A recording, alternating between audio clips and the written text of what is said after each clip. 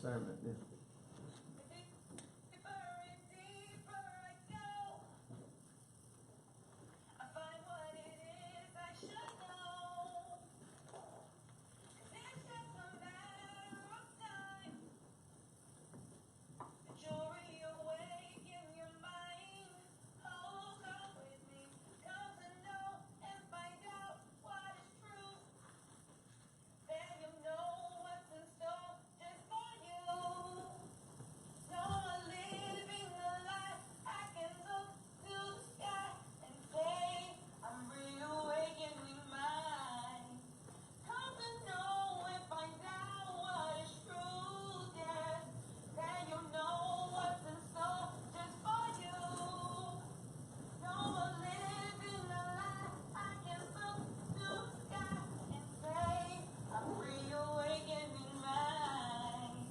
Happy Holy Day, Moors, and welcome to House of Reawakening Minds. House of Reawakening Minds exists to provide for exploration and practice of spirituality in an enlightened community dedicated to honoring the myriad of sacred pathways to the universal creator. We are a holistic center for spiritual grounding, free thought, self-discovery, and Moorish science, an awakening experience for all ages. Tonight, we welcome once again our lecturer, Brother Aaron L. I'd like to give thanks to, I'd like to give thanks to Brother Rivera for that introduction, and thanks to Dr. Naila for the platform, for bringing this information, making a way for us to bring information to you that's so important to us right now. Before I get started, I always like to read from chapter 25 of the Circle 7 Holy Huran, so just bear with me.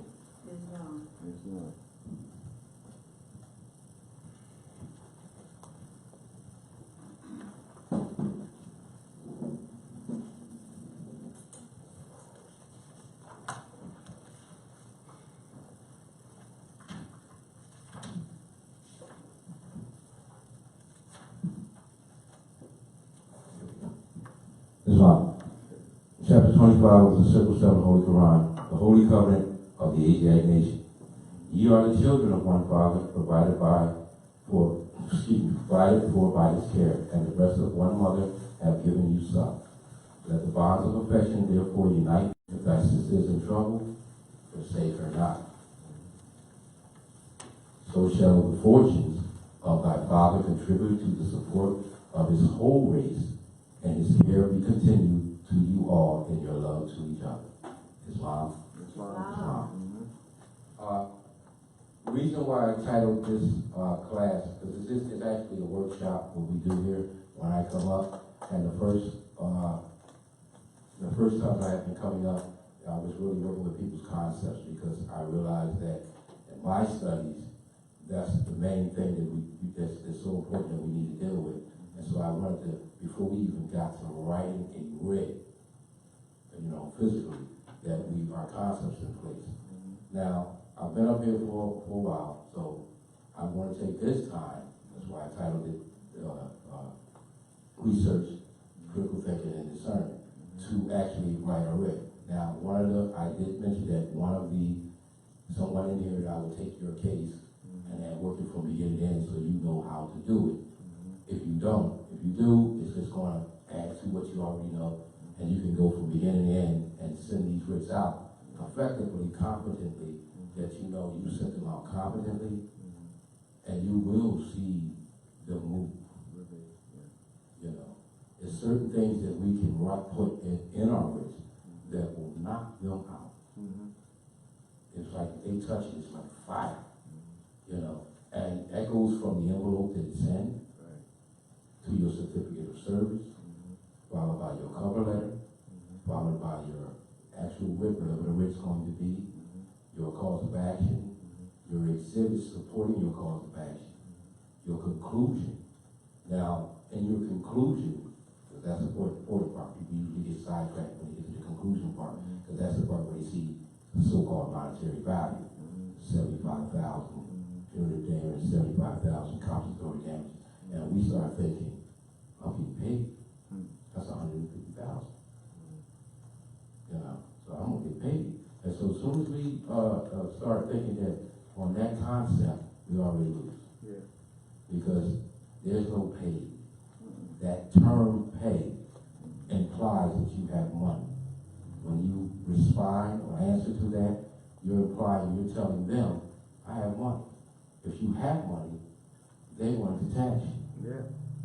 That's why we don't have money. Now, so we don't have money because of HJR 192, 73rd Congress, first session, 1933, where they removed gold and silver from circulation. So we don't have any money. It's not back. It's actually been back against our labor energy. So when we put anything in our writ, when they see that writ coming, and they see pay, income, anything outside of that, you know, they can apply a tax rate because they operate off applied powers. So instead of using the term pay, or like you say, I get paid, or this, that, I'm getting this is in my pocket from a cash check. It's not a check, it's a security. It's not pay, it's compensation. Pecuniary compensation.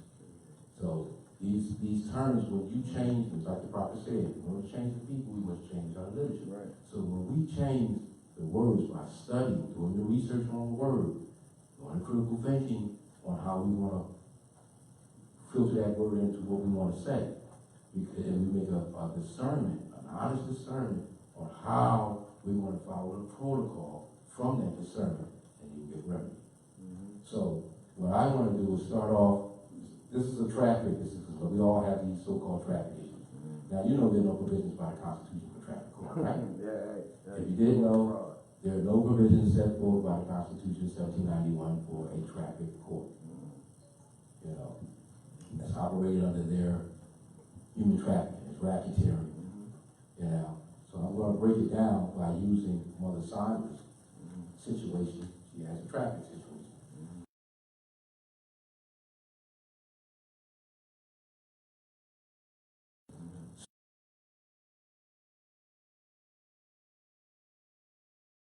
The pros and cons. Now, a so-called ticket, suit comes in. When that suit comes in the mail, like say if they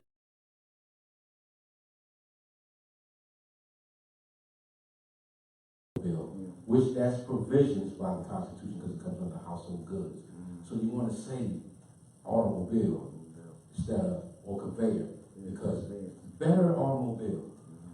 Conveyor is good, but automobile is specific. We're all specific. So when you use the term automobile instead of car or vehicle, especially not vehicle, what you do is you invoke the Constitution. You invoke the Constitution by the provisions that it provides for you because it speaks of household goods. And then when you do the research on what household goods is, what household goods are, you see the term automobile down on that list. See? So research, and you can critical think. Why are they calling it a vehicle if it's an automobile under household goods? But they're calling it a vehicle, you know, because that comes under the Federal Transportation Safety Inspection Program. Meaning that they're implying that you're a federal employee, and they're implying that you are a military personnel. If you do not object to that, what happens is they keep the mandate of the jurisdiction implied on you. And that's how they're getting away with these suits. It's really racketeering. Because in order to do this, they have to have authority first. But see, they got a thing called police for profit.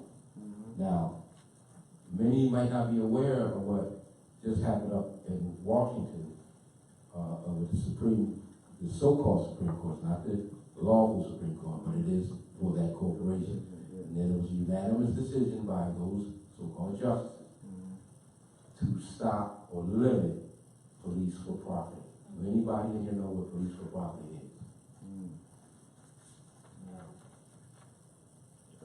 It's a suit. This is police for profit. Okay. For profit. See, if I am a corporate armed mercenary, Right. imposing as a police officer, first of all, you should know that's a violation. So this should be in your side notes that Title 18, Section 912. We want to research. Why do we need to research Title 18, Section 912 when we're dealing with those armed mercenaries out there? Right? Be an example. Is this all right if I step to this part? All right. So we researched why Title 18. Let me give this another color.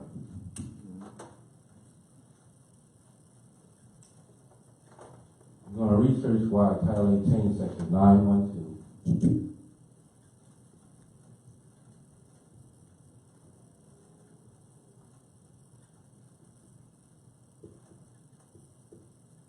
When it deals with elected officials.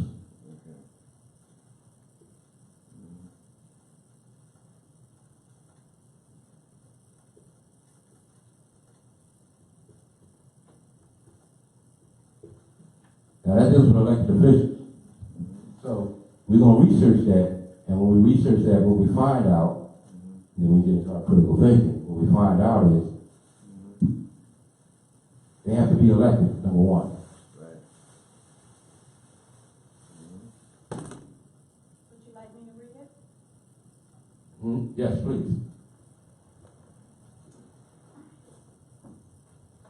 But they have to be elected, that's number one. It has to be a lawful government. Number two.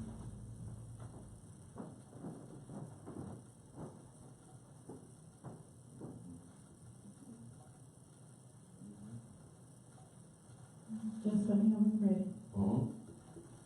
Has to be a lawful government. 1 second. And what would be the other thing that we would critical think on why you gotta be elected, why we can enforce that when they run us off the side of the road? Delegation of authority? Delegation of authority or? Islam, delegation of authority. All right, DOAO. What's another one? You gotta be elected. In order to avoid this, and this is what this is saying, that means that you have to be elected. A lawful government must possess a delegation of authority order. Right? And so what else will we critical think on that? Right? What else would they be doing? Well, right, because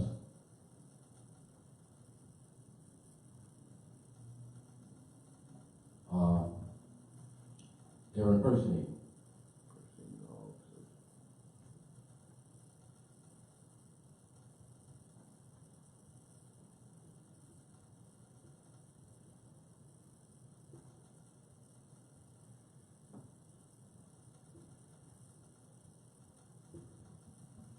Of a lawful government.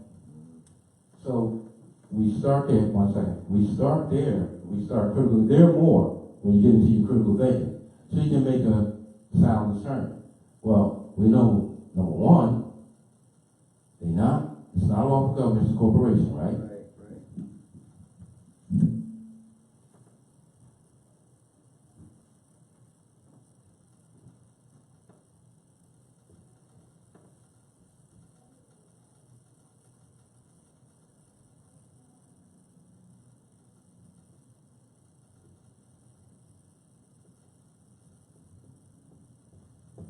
They all under corporate jurisdiction. So they don't have no authority. Because they all under corporate. If you're a proper person, you're not being, you should make the discernment, well, they all under a corporation, so that strikes out that, which invokes this. And invokes that, because it scratches that out. They don't have that, you know, they're impersonating, all because they come under corporate jurisdiction. It's not allodial.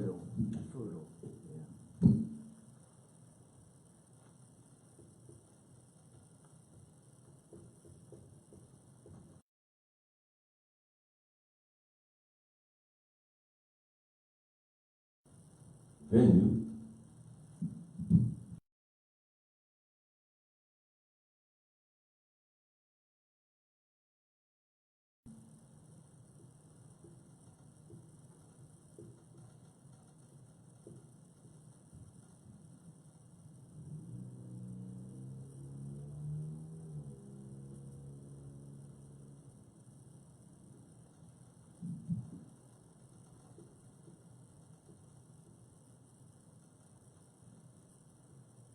Put place for space.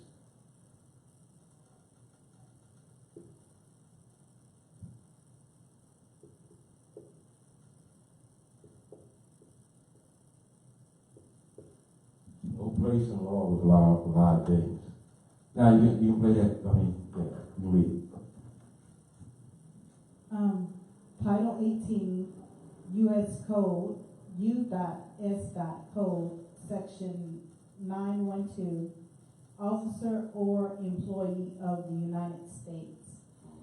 Whoever falsely assumes or pretends to be an officer or employee, underline, acting under the authority of the United States, underline, or any department, underline, agency, underline, or officer thereof, and acts as such or in such pretended character, demands or obtains any money, paper, document, or thing of value, shall be fined under this title or imprisoned not more than 3 years or both.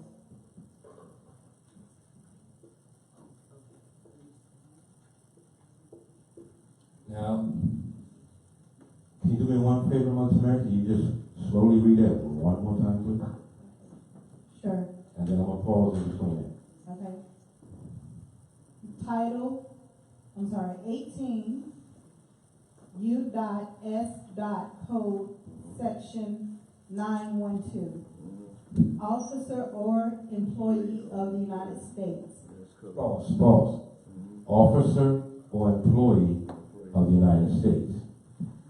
Now, we in our critical thinking, we know there are mercenaries. So if there are mercenaries, once you do your research, you'll find that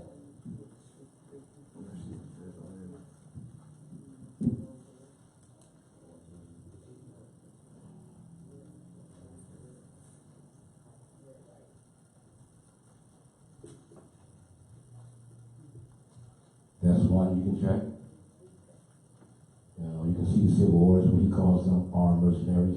That's in the civil orders to Obama from Francis Bergoglio acting as Pope.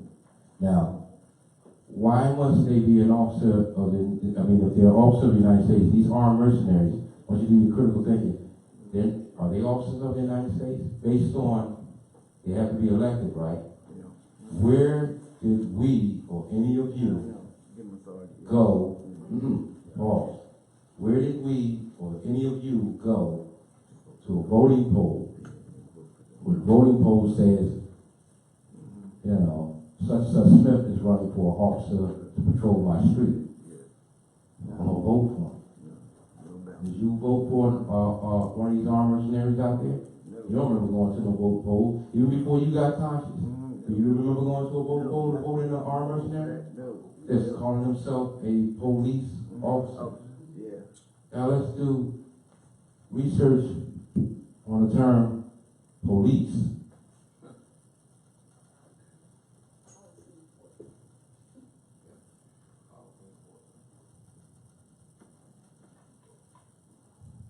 We're just going to do the term police. That was like a little funky over here. All right. Now, when we do the research on the term police, we find out that it deals with policies. Policies. Politics are not law, right?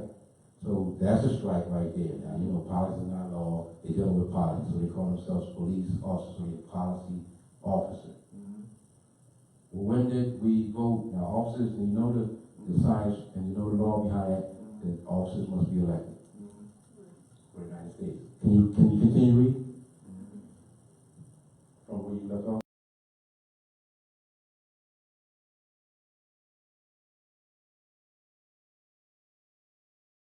Be an officer Mm-hmm. or employee, Mm-hmm. and employee is in underline. Mm-hmm. Now pause. Whoever falsely, what is it, falsely implies, or is it this, whoever falsely assumes Or pretends. or pretends. Now, aren't that what they're doing? Yeah. Right? They're pretending that we went to the voting pool and voted them in and elected them. Right? But we did. So they're in violation of that, right? And see how simple that research is? You just brought it up on Google and said, well, one second, and you just brought it up on Google. You don't have to read no more, Mother Mary, that's it. Okay. I was gonna And you just brought it, you brought that up on Google, right? Yes. See, and it just didn't take you nothing but maybe a couple seconds.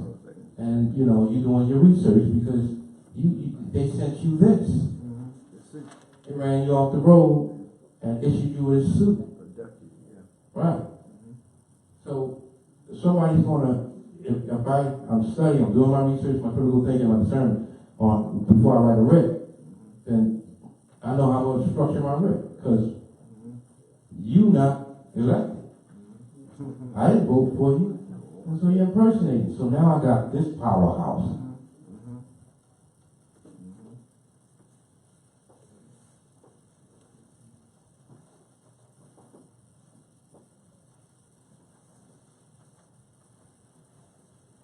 Now that's just one. But you don't want to stand on one. You want to knock them out. At least I know I want to knock them out.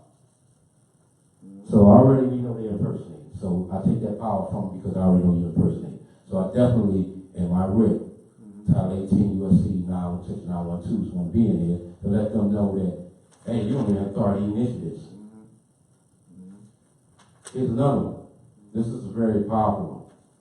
So when we doing your writ, Mother Simon, they ran you off the road and gave you a suit under the guise of a ticket without judicial authority.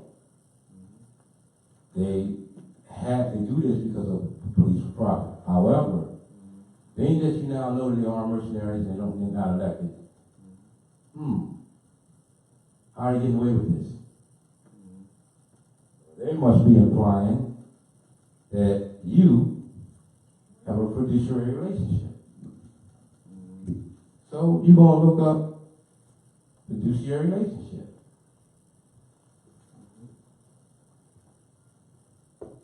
Now I'm going to put in parentheses relationship because you're not going to be looking that up.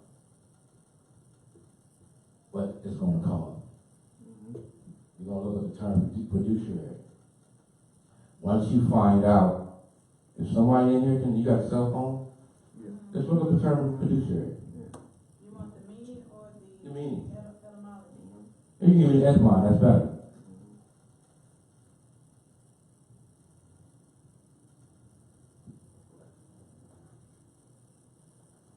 And see, once you get into the term fiduciary relationship, which they're implying on you when they give you this. So why would they be implying that you have a fiduciary relationship with who? With who? Who are you saying I have a fiduciary relationship with? So now I'm in the critical thinking. Fiduciary relationship. You're saying I'm subjected to the Internal Revenue Code with the IRS. So you saying I got a fiduciary relationship with the IRS?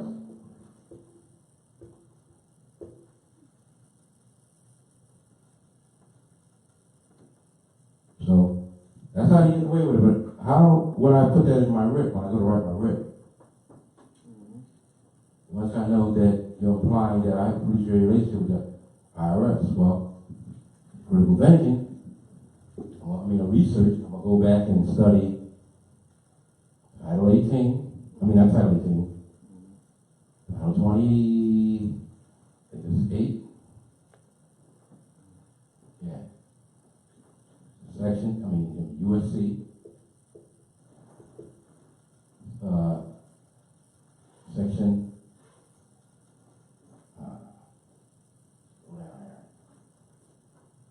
section 455, section 4. Can somebody look that up for me? Fiduciary is an adjective. Mm-hmm. This is the true meaning, etymology of the word. Mm-hmm. 1640s, holding something in trust. Mm-hmm. From Latin, fiduciarius, entrusted, held in trust. Mm-hmm. From the fiducia, Mm-hmm. trust, confidence, reliance, in law, a deposit, pledge, security. Mm-hmm. From root of fiduciary to trust. Mm-hmm. You can pause right there. So, you heard trust a lot, didn't you? Yeah, trust. They saying you got a trust relationship with the IRS. Confidence, yeah. When did you make that contract? When did you make a trust contract with the IRS? The Internal Revenue Service System. You did. That's fraud. But it's implied. That's fraud too. You say birth certificate? No. No. You didn't. No, you didn't. Willingly. You didn't. Yeah, willingly. No, we're not going to go with what they did. Mm-hmm. We stand on what we did. Okay. We research it. Right. They don't need to research. They already putting this on it. Yeah. So let us research. Mm-hmm.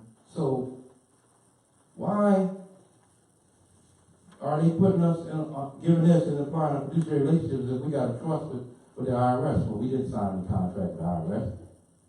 We didn't even make any agreement that we got a trust. Remember when I went over previous lectures and I said, matter of fact, it was on the syllabus of the last class where at the top it said trust. Now, the basic for trust is what? Anybody. Relationship, that's one. Between who? Two people. Just two parties, right? Just two parties can bring that about, right? So if you're up here listening to me right now, you're trusting that I'm going to give you good information, right? Yeah. So there's a trust between us. Mm-hmm. Otherwise, you get a walk out the door. So there's a trust between us. I trust that you're going to take the information to a firm of discernment on it and utilize it. It's probably said active moors, not passive moors. Right. So we didn't make a trust with no contract with no IRS, did we? Oh, so they applied it. Now, how do you counter that with a writ? Well, in your writ, you would structure it that you wouldn't get too much of the subject matter, but you would structure it that you're implying there seems to be an error. Yeah, there's an error. Yeah. By a writ of error. Now, I just gave you the writ. It seems to be an error. You're implying that I have a fiduciary relationship with the Internal Revenue System. So, if you're going to imply that, then I need to see all information involved so that I can alert them, because I don't want to be a tax absconder, so I can alert them. You can do this with a W-9, 1099, but you can ask for it in your writ. A lot of times when you do this beforehand, that's your documents procedure. You don't go in there, you need this, that, because they're not going to do that. They're not going to play your game. They're going to say, you're incompetent because you came in here and you didn't send your documents before you. And you put in the document, you CC'd it. I got to hear it now. You just come and say out your mouth. I've seen them do this to people. Now, I know that they don't have, they apply that fiduciary relationship. I'll get into this. So let me just get into that so you have a brief synopsis of what that is. Give me 1 second. I have a lot of notes.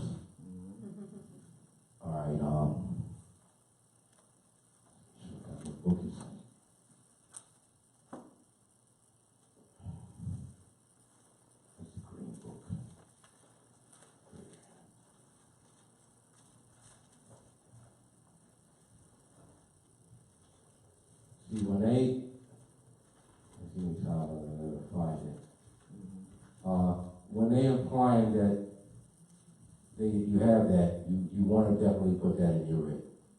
That should go on your writ. Because that's going to breach synopsis on the top. That's going to deal with the fact that the pecuniary interest that they have in the case is going to be proven by that. All right, how do they have, let's just say, in my critical thinking, because I do remember most of it, they're going to say that this deals with, my critical thinking is going to deal with, what does it say? The fiduciary relationship, the start. All right, I got it. It's the error. Well, we already know that. Let me just finish this out. What this is actually saying, the pecuniary, I don't know if I'm spelling this right. Pecuniary interest.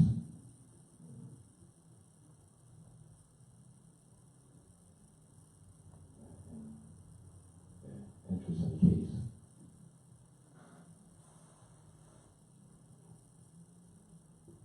It's PEC. I got PD. Yes. Thank you.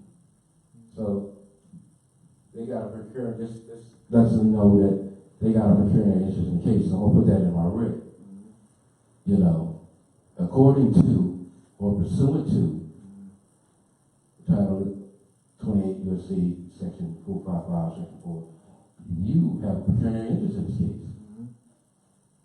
You know, and then I'll prove it by saying you have an active bar card, one. You can find that out by researching, pulling up the so-called state bar association.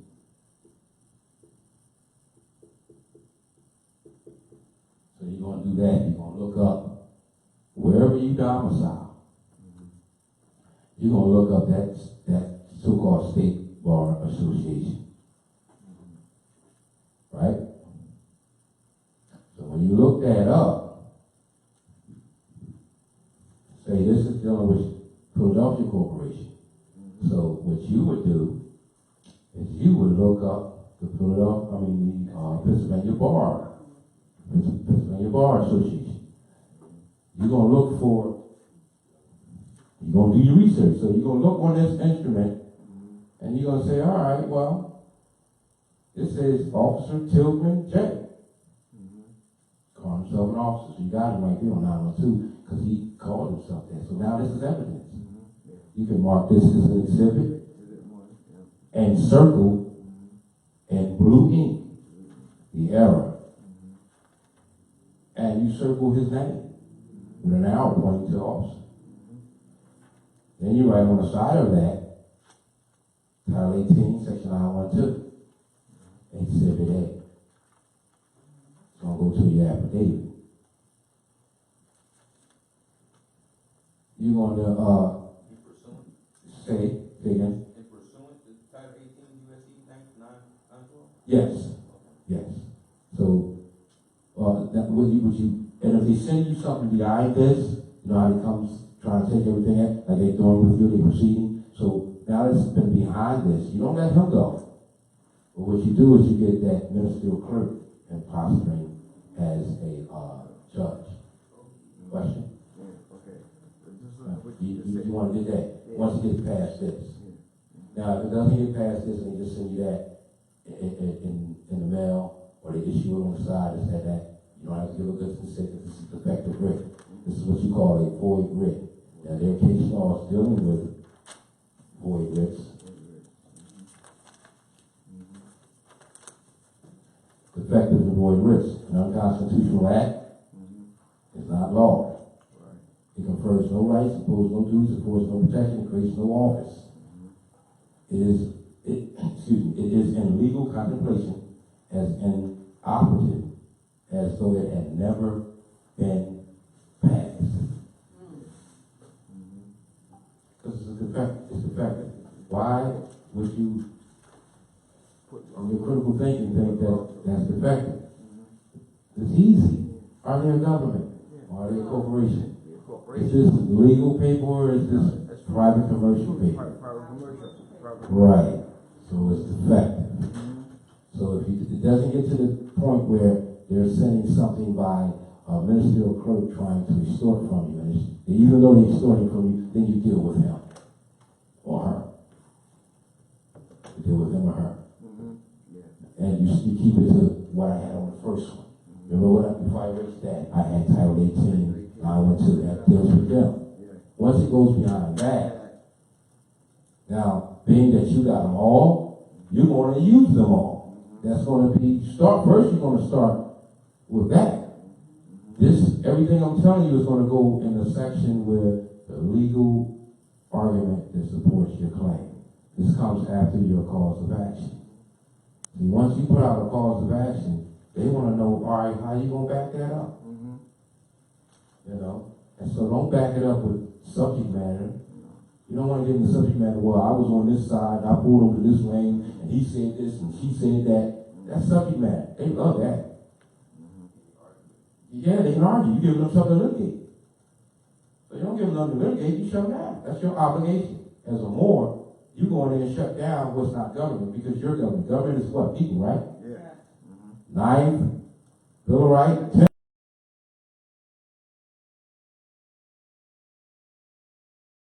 You ain't got the Constitution yet. That's your mother.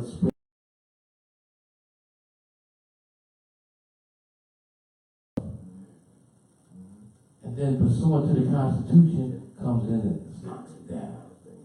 So they send you this, you go 912, that's in your red. Then you move along. Well, something else came via mail. Came with a Pitney Bowes stamp. Anything coming with a mail with a Pitney Bowes stamp is asking for finance, mail fraud. So you can implicate that in your red. Mail fraud.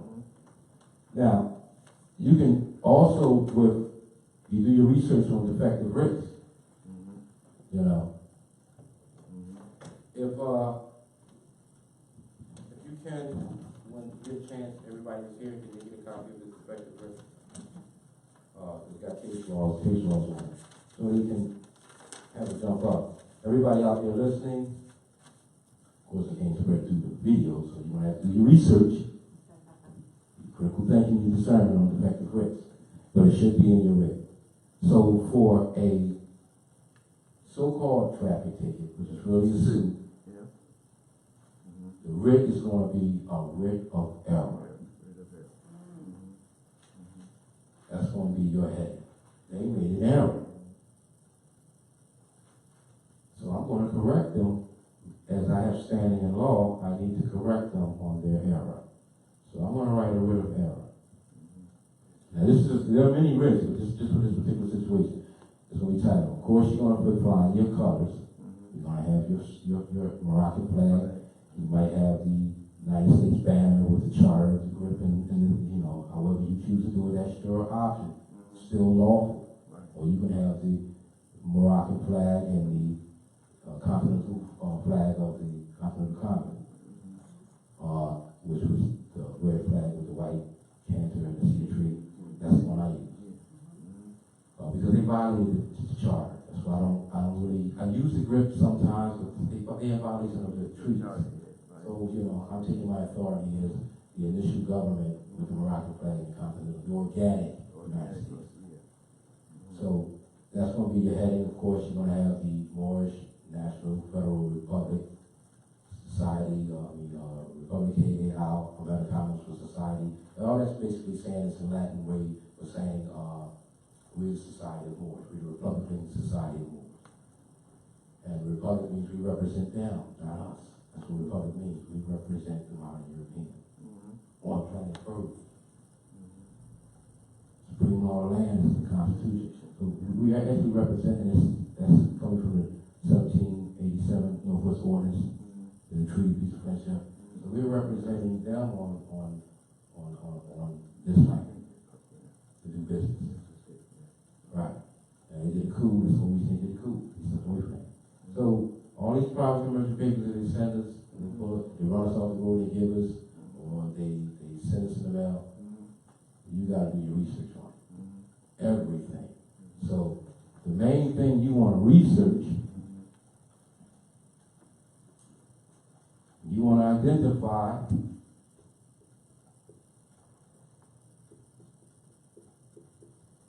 who they are. Who are you?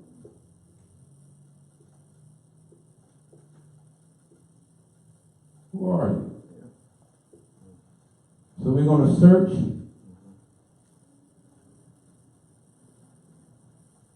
all parties involved. We're going to search all parties involved. That means Tilghman J. We want all this information. You want to get into who is Tilghman J. We already know he's impersonating as an officer. Now we want to know his background. So we're going to pull up everything we can possibly pull up on Tilghman J. Who does Tilghman J work for?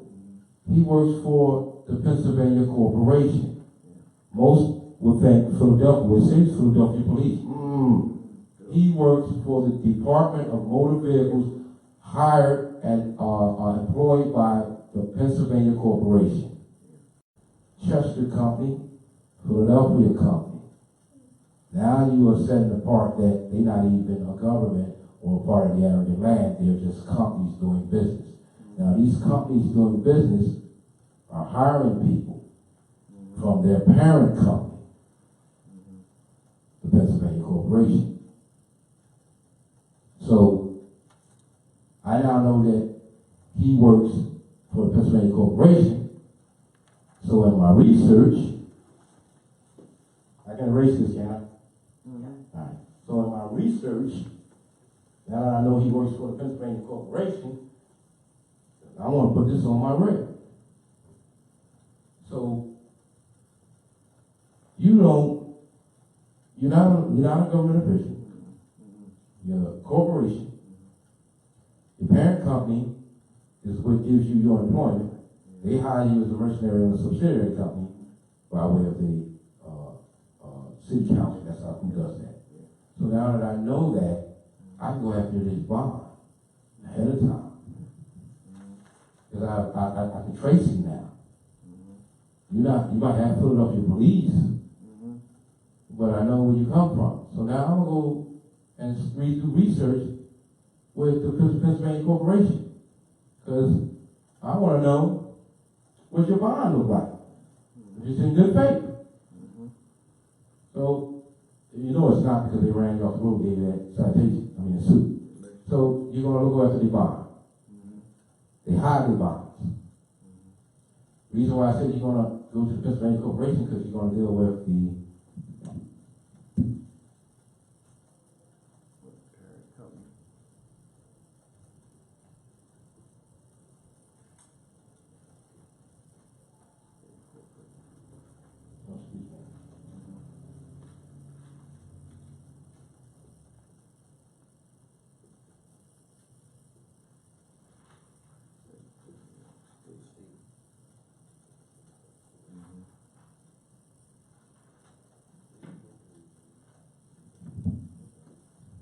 you're going to deal with that.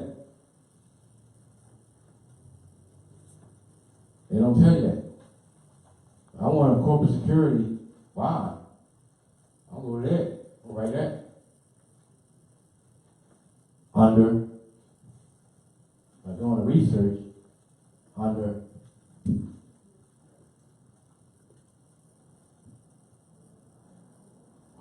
what's that?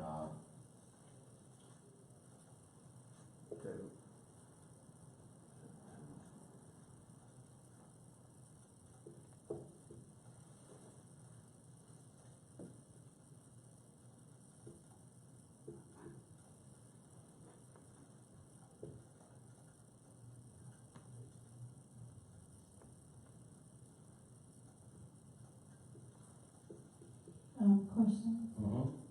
Now, when you're researching researching, the state information on the Secretary of State, most times for that state, you may not find, of the corporations for many of the states.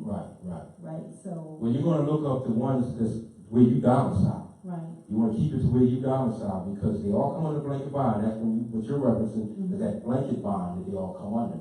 But you're going to, you wanna isolate that. gotcha. You want to identify as law specific. So Tillman J ran me off the road. Right. He's boldly calling himself an officer. Now, he's in violation because he's not elected officer, so I want his bond. Right. How do I go after his bond? Go to the employer. Identify from research that the parent company has 3 people that make up each state, corporate state as a company. You know, if I had a business, you had a business, 3 people that run that business. You got, you would have a vice president, vice president, and secretary. Now, in this case, you have a attorney general, secretary of state, and somebody acting as governor. That makes up the state. That makes up the state of Delaware, Pennsylvania. Doesn't matter. All 50. Governor, attorney general, secretary of state. Each of them have roles. Now, I don't like to call them that because I don't give titles of nobility. They're acting as. So you make sure you put that beforehand. Acting as governor, acting as attorney general, acting as secretary of state. Doing business as Pennsylvania Corporation, doing business as Delaware Corporation, doing business as Maryland Corporation. At Morocco, or at North America, or at Northwest of Mexico. Now, even though it's wordy, now, see, when you send this abroad on an international community, they're going to come to your aid because you're strictly stressing that you're dealing with those impersonating as government. And they're being dismantled all around the planet. So they're like, oh no, we got you. So we know they're impersonating, but we glad you know now, because the way you elegantly, competently put it in your rear barrel, now we can assist you. If you didn't call them, you didn't sanction them more. Don't sanction them. Do the research. Now, on the Title Title 5, USC 6582, that's the Freedom of Information Act. So under the Freedom of Information Act, you have a right. Now, most corporate states have this right to know law. That's when you're not a proper person, you're doing that for information. But everyone that knows law, even a lot of Europeans, have project property to the Freedom of Information Act. I have a right to this information, especially as standing in the law. I have a right to this information. So I'm asking you. I'm not asking. I'm a request, because a request is a man. I'm requesting that you, Secretary of State, give me Tillman J's bond, so that I can see if it's in good faith, if it's in good behavior.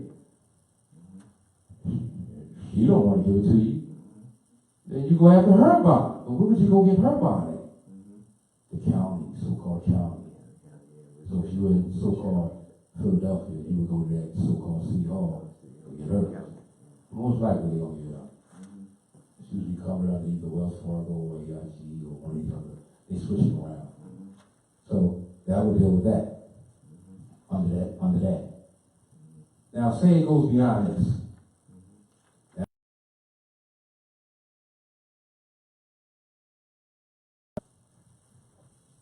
You still keep that, you make note of it, and you put it in your writ of error.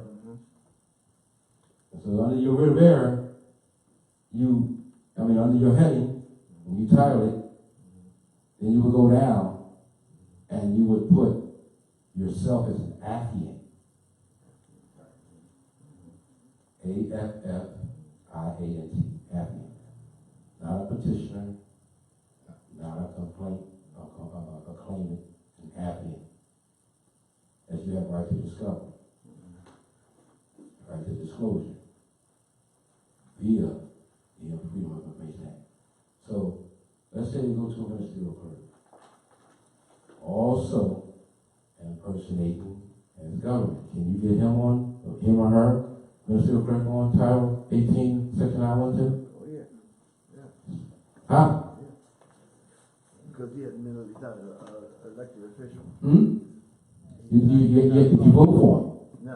But they do have voting, they do have elections, don't they? Yeah, they have elections. Some of them point. They do have elections, so that don't, remember, we researching and we're doing critical thinking. Mhm. So you're supposed to be using your brain.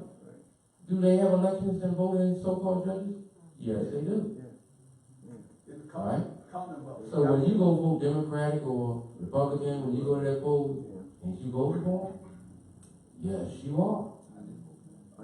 When you pull that lever and you go straight Democratic or straight Republican, and you don't go individual, you are voting for them. You are sanctioning them. I'm being serious. You're sanctioning them. You know, so you can't use that Title 18, 6912, particularly on them per se, because you sanction them. We're sanctioning them. However, it still would stand because they're not what? Lawful elected officials, right? No, it's not a government. It's a corporation. Right. So if it's a corporation, and you call yourself a judge, you call yourself a judge of a corporation. If you call yourself a judge of the organic United States, you are in fact impersonating once again. Yeah. The bar association. But you have to do the research, critical. See how this critical think that? And so I will put that down. You're in violation too, because you're a ministerial clerk and you call yourself a judge. Now, remember I put up there title 28, 455, section 4. It's saying that they have a pecuniary interest. And so in your writ, you're going to show that as evidence how they have a pecuniary interest. And see, so you should be, when you're doing a writ, your research is key. Gathering your evidence. So you're going to go to, I want everybody, wherever you from, whatever area you from, I want you to take your phone at this time. We're going to do the research workshop. We're going to look up the ministerial clerk.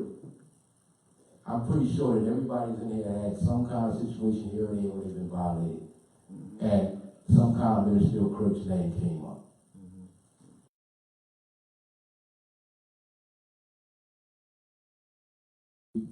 Near this Delaware corporation. Let's find out, by putting up the Delaware municipal, we're going to research the Delaware municipal body, staff, or however they put it, the officials. They call themselves officials. So you look up when you don't look up the Delaware, what's the county, the so-called county that we supposedly are in? Newcastle. Yeah. So you're going to look up the Newcastle police department, public officials, or Newcastle judges. So they like to call themselves that. So let's look them up. Everybody out there listening, just use that as a blueprint where you are, and look up all of the so-called judges.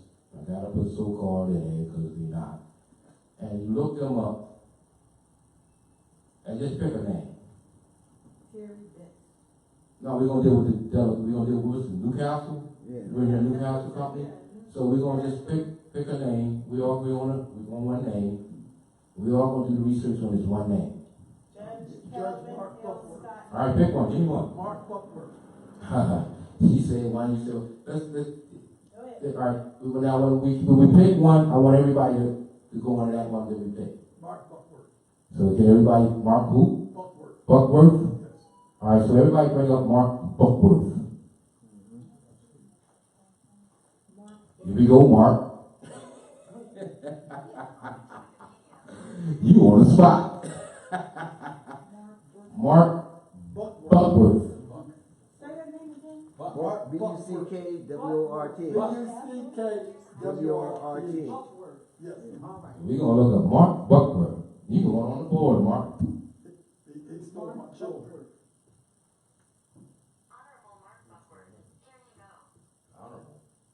He said, honor. Yeah, never been honorable. Person Call himself a judge, honorable judge. perpetrating fraud. Hence your honor. No, my, Let's look at Mark Burkford. We want to know. Does he have an active bar card? Mark D. Buckworth, Delaware Family Court, Newcastle County, tenure. Delaware Family Court Judge for Newcastle County. Mark Buckworth Family Court. Does he have an active bar card? Let me see. He's family court of Delaware. How do we find out if his bar card is active? 1099. It's an easy one. Look for DOA. No. County clerk. We want to find out if his bar card is active. Bar card. So we all gonna walk Buckworth, right? Oh, for the Bar Association? Right? Bar Now we're gonna go to the Delaware Bar Association. Yeah, Bar Association.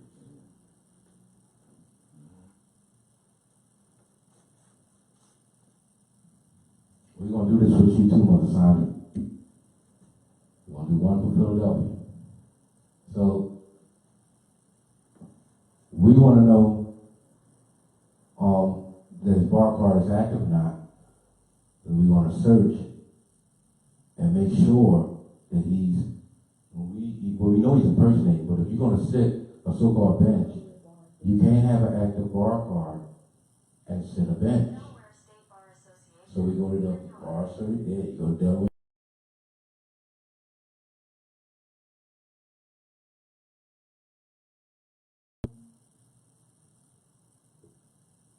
Bar Association.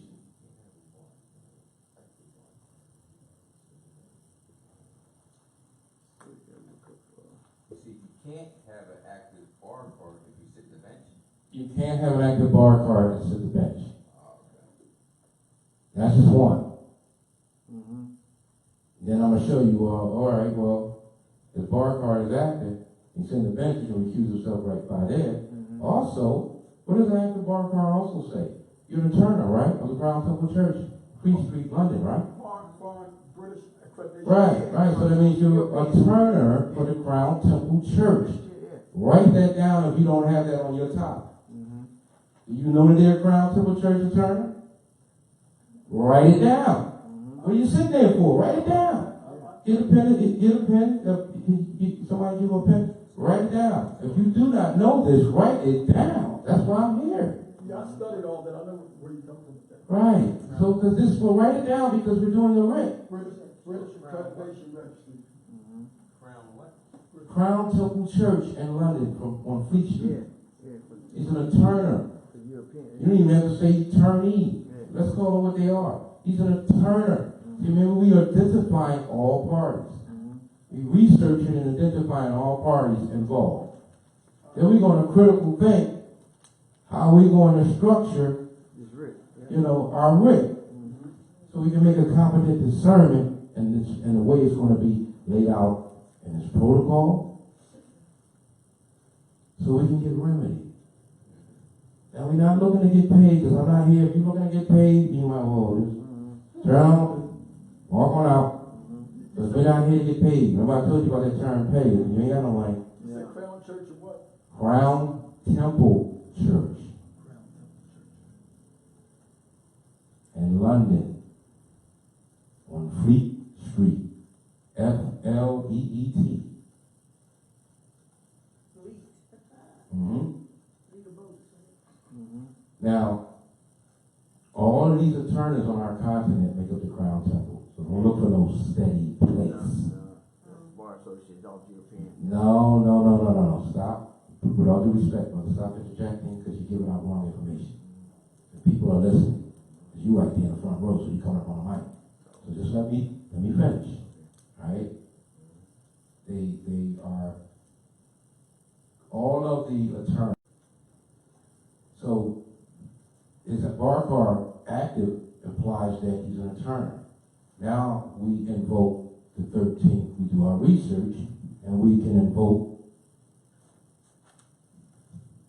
the original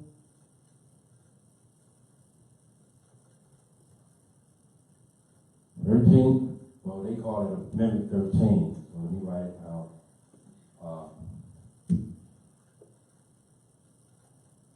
I was attempting to try to locate and see if his bar card is active.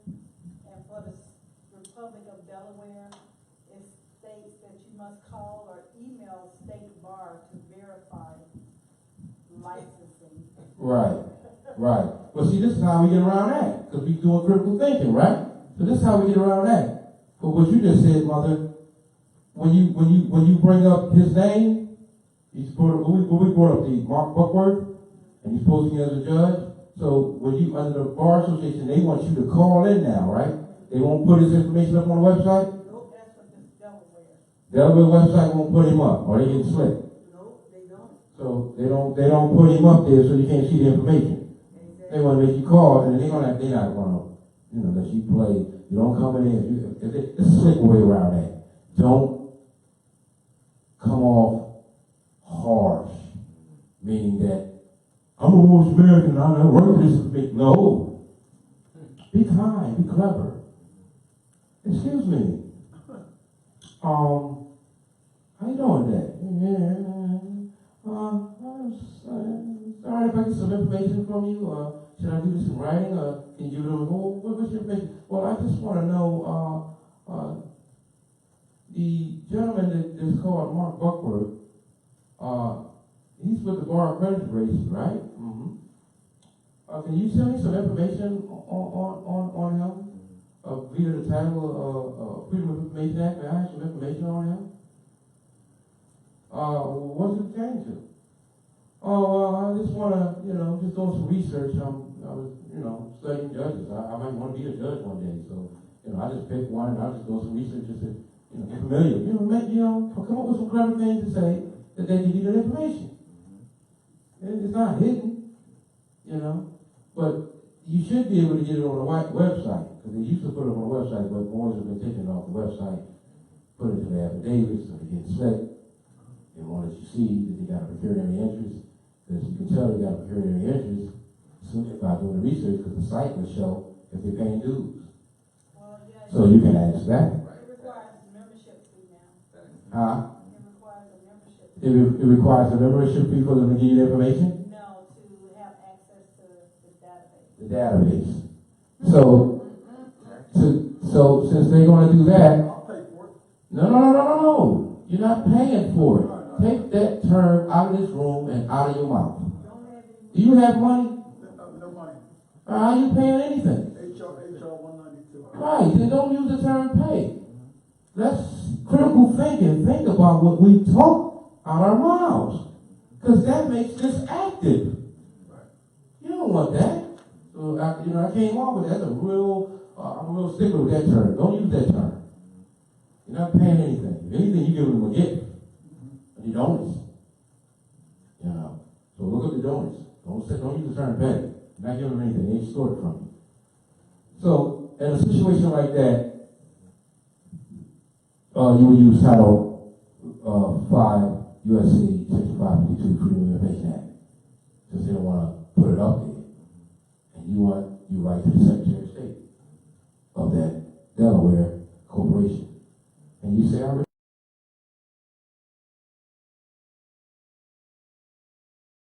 understand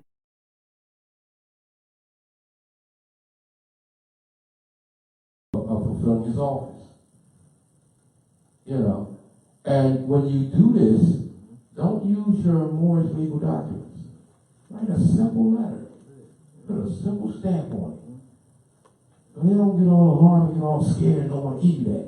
And they say, I'm doing some research, I was studying this and that on the fairness of judges.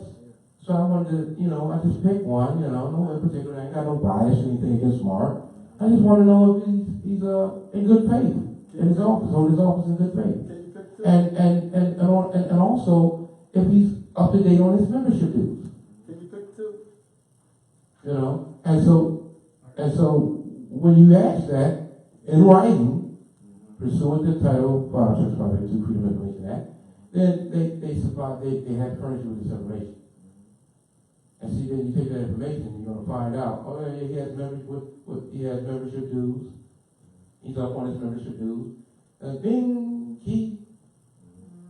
all you wanna look at is he paying dues. Why? Because of the Title 28, Section 455, Section 4, which I just had on the board, it shows his pecuniary interest. Now, let's say you did that, and you got the information back, and you know, he's keeping his office in good faith, he went to school here, did that and that, he graduated from this law school, he passed the bar, this, that, and he's up on his dues. Thank you. You know, because he showed a pecuniary interest. Now I can invoke that title. And now I can invoke this title.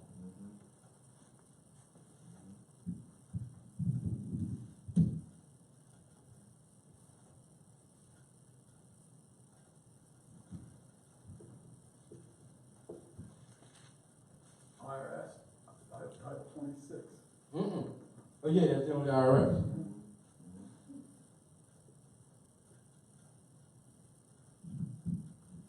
$69.03. Now I can deal with that. Because they're saying, you gotta recuse yourself now.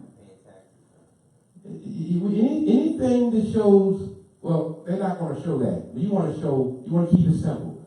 You wanna show that she's Title 28, Section 455, Section 4, shows that they not only have a pecuniary interest, you know, it deals with that, it doesn't show that, it deals with if they have a pecuniary interest in the case, it's a conflict of interest. Dismissed. All right, how's it a conflict of interest if you get a pecuniary interest in the case? Well, an active bar card, membership dues would show that you receiving a pecuniary interest. And now that you're receiving a pecuniary interest, I can prove that because your bar card is active, or by proof of you paying dues. Now that I can show that, I can jump over to Title 26, 6903, because you have a fiduciary relationship. You're subject to the Internal Revenue Code. That's what that deals with. They try to push that on you. But that's on them. So now you put them two together in your rate. Remember again, this goes into your arguments, the legal argument that supports your claim. This comes after your cause of action. But the reason why I'm jumping to that first is so we can do our research, critical thinking, discernment. You know, here's your cause of action. You got ran off the road, you got issued a suit. Now you can write it in your cause of action like that. I got ran off the road on yada yada day. No delegation of authority of any emergency. And so I do not consent, I object. This is a defective rate. It's private commercial paper, operated by, given by armed mercenaries impersonating as government officials. Right? Notice I didn't put any law in that cause of action, but I'm speaking in the concept. See, I got ran off the road without a delegation of authority of any emergency, national emergency. Now, we all know that Trump just issued a national emergency, right? But did I give him the right to run us off the road? And flash their lights? They would say, yeah, because we're in a national emergency. All right, well, what's the emergency? What's the probable cause of the emergency? They have to qualify that. Are we under martial law, martial rule? They say that. Well, qualify it. You ran me off the road. You got your lights on. You imply that I have a fiduciary relationship. So in my writ, my cause of action, I got ran off the road this day and by an armed mercenary impersonating this government official who should be a suit under the guise of utility. That's it. move on to support your legal argument, support your claim. Don't say a whole lot. Keep it to the point of what happened. Don't get into subject matter because that's a trap. You got ran off the road simply, no matter where you was in the store or your house, subject matter. I got ran off the road. Without a DOAO, delegation of authority, proper cause, showing any kind of emergency or that I have violated the law being the Constitution. I was issued a suit on private commercial paper. Guy says he ticket. And I'll leave it at that. Now I'm going to legal argument to support my claim. So I'm doing my research, my critical thinking, my discernment. So now I'm going to that, all those titles I told you. I want to know if you got a pecuniary interest. Because that's a conflict of interest. I want to know if you calling yourself a officer, where did you arrive your delegation of authority to become that? I didn't vote you in. So you must qualify that. If you're calling yourself a judge, and I know you're a ministerial clerk, and my legal argument supports my claim, I'm going to break it down for you. All right, you're a judge.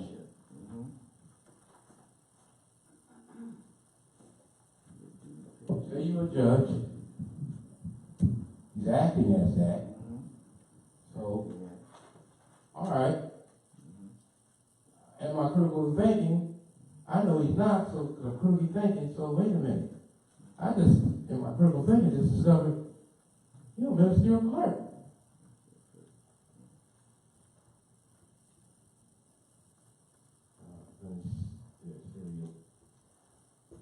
Clerk. And that's what I'm going to call you. You're a ministerial clerk. That's going to empower you. Wow. Because in my critical thinking, now that I know you're a ministerial clerk, come back over here to my research. I'll just keep them right there. Come back over here to my research. All right, you're a ministerial clerk, so I'm going to look up the laws of what a ministerial clerk is. So I need law books. So I suggest get you a Black Laws 4th edition. You got all these other law books, you can get into them on your own, but let's keep it simple for right now. We're going to stick with, for those out there listening, we're going to stick with just the 4th edition of the Black Law. Yes, my brother. Wait a minute, so what's wrong with the first edition? Nothing's wrong with that.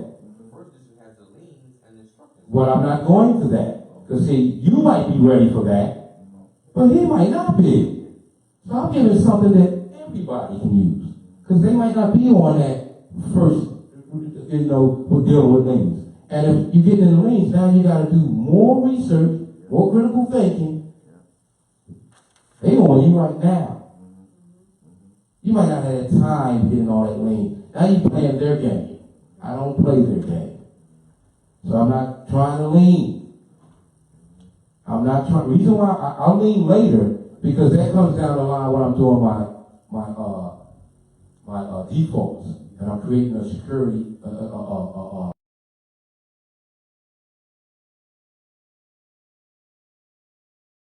now just to write the rent. You already jumped over into the lane, and so you bypass the rent. If I put that in my rent, first thing they going, oh, you out there, and then they see this coming, because if you did that, and I was in that position, oh, you just gonna get paid. I already know how to deal with you. I didn't say that. You said I the said first. that it has it. I didn't say we were going to use it yet. Right. Well, for those out there listening, we're going to deal with the 4th edition. Just keep it simple. Black Laws 4th edition. All right? Let's keep it simple for those who are just now learning law and don't know the difference between the books, because these books can jam you up. Not saying that the first edition is not usable. All the way up to the 5th. They are usable. John Bouvier Institutes of American Law. That's usable. The Francis Raleigh edition of American Institutes of American Law. I think it's Institute of American Law. Francis Raleigh edition. You got John Bouvier's. You can use all of them. I use them all. Different ones out of all of them cross-reference. So that's good, you can cross-reference. But if I'm a novice, you just went over my head. So I'm going to keep it simple because there's a lot of novice out there. I know this, brother, because I'm dealing with clients all across, Morris brothers and sisters, kinfolk all across this continent. And this is why I did this class tonight, because we're not getting it. You take them to a lane, I don't lost them. You take them to the first, let's stay with one book, because we got, if they jump in from book to book to book and they're beginners. I just said it's in there, that's it. Right. I didn't say go to it, I said it's in there. Right, well, thanks for the heads up. It's in there. Right, it's in there. You said the lane is in the first edition of the Black's Law. So those that are at that level, by all means, do it. If you know what you know. But for those that are just now starting, and I know you're out there, so I'm reaching out to you, let's keep it simple. I have had a lot of success by just keeping it simple. This case, that case, that case, that case. And I'm running, trying to keep my mind focused on what are the issues and to make sure this don't bleed into that, and I don't get confused. So I didn't jump around with a whole bunch of law books, even though I had them. I wanted to keep it simple for myself so I could get it in and out. In and out. I don't like dragging stuff out. It gets time consuming, energy draining, and costly. So I want to keep it, I want to hit you. If I'm in a fight, and I'm a martial artist, I've been studying since age 13, I'm going on 52, so, and I'm a seafood and I'm a master. So if I want to get you out, I'm not going to sit here, we're going to box, I'm going to look pretty. No, I'm going to do a couple moves, you're going to be on the ground, that's going to be the end of that. I ain't got time, you could be bigger than me. That's going to exert my energy. So I'm going to stop and get you out. Step behind you, throw you down, get you out. Quick as possible. My goal is to get you on the ground in less than 30 seconds. Probably less than that. I ain't got time for that. I know after that, I'm going to probably get tired. Right. So I want to hit you. So stay with the Black Law for now, because we novice. For petition, because we novice. Right. So, now where was I? So we know we're ministerial clerk, right? We're doing our critical thinking. We know ministerial clerk. So we're going to go to the Black Law for petition, and we're going to look up ministerial clerk. Right? You're going to find in there a series. So keep looking in your research till you find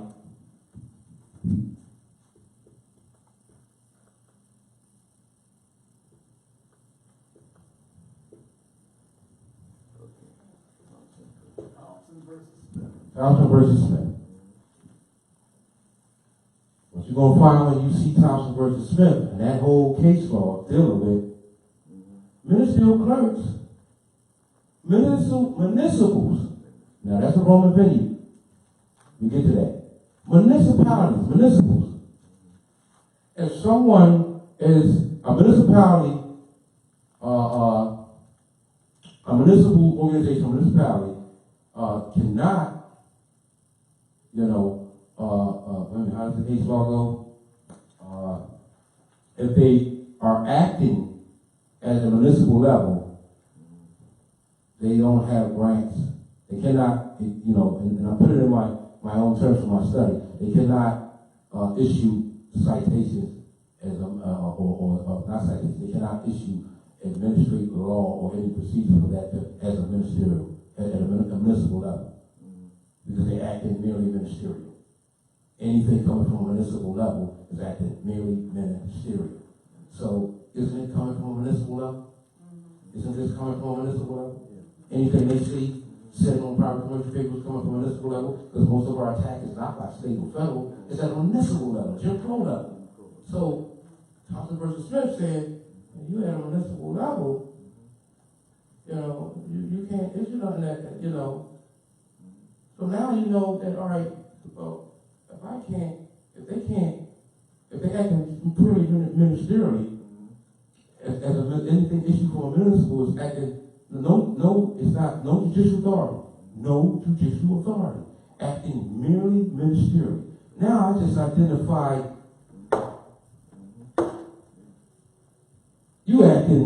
you work for what's that, Newcastle County company?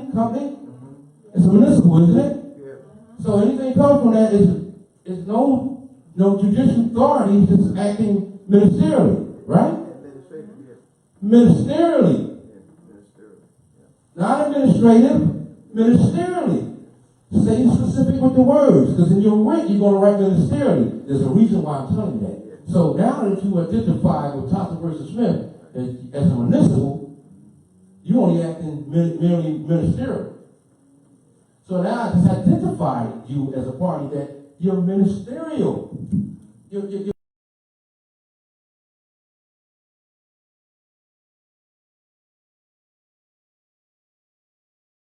now, how did I knock you down? Because you're already ministerial, you're not a judge. First of all, you're not down, you're not a judge. Yeah.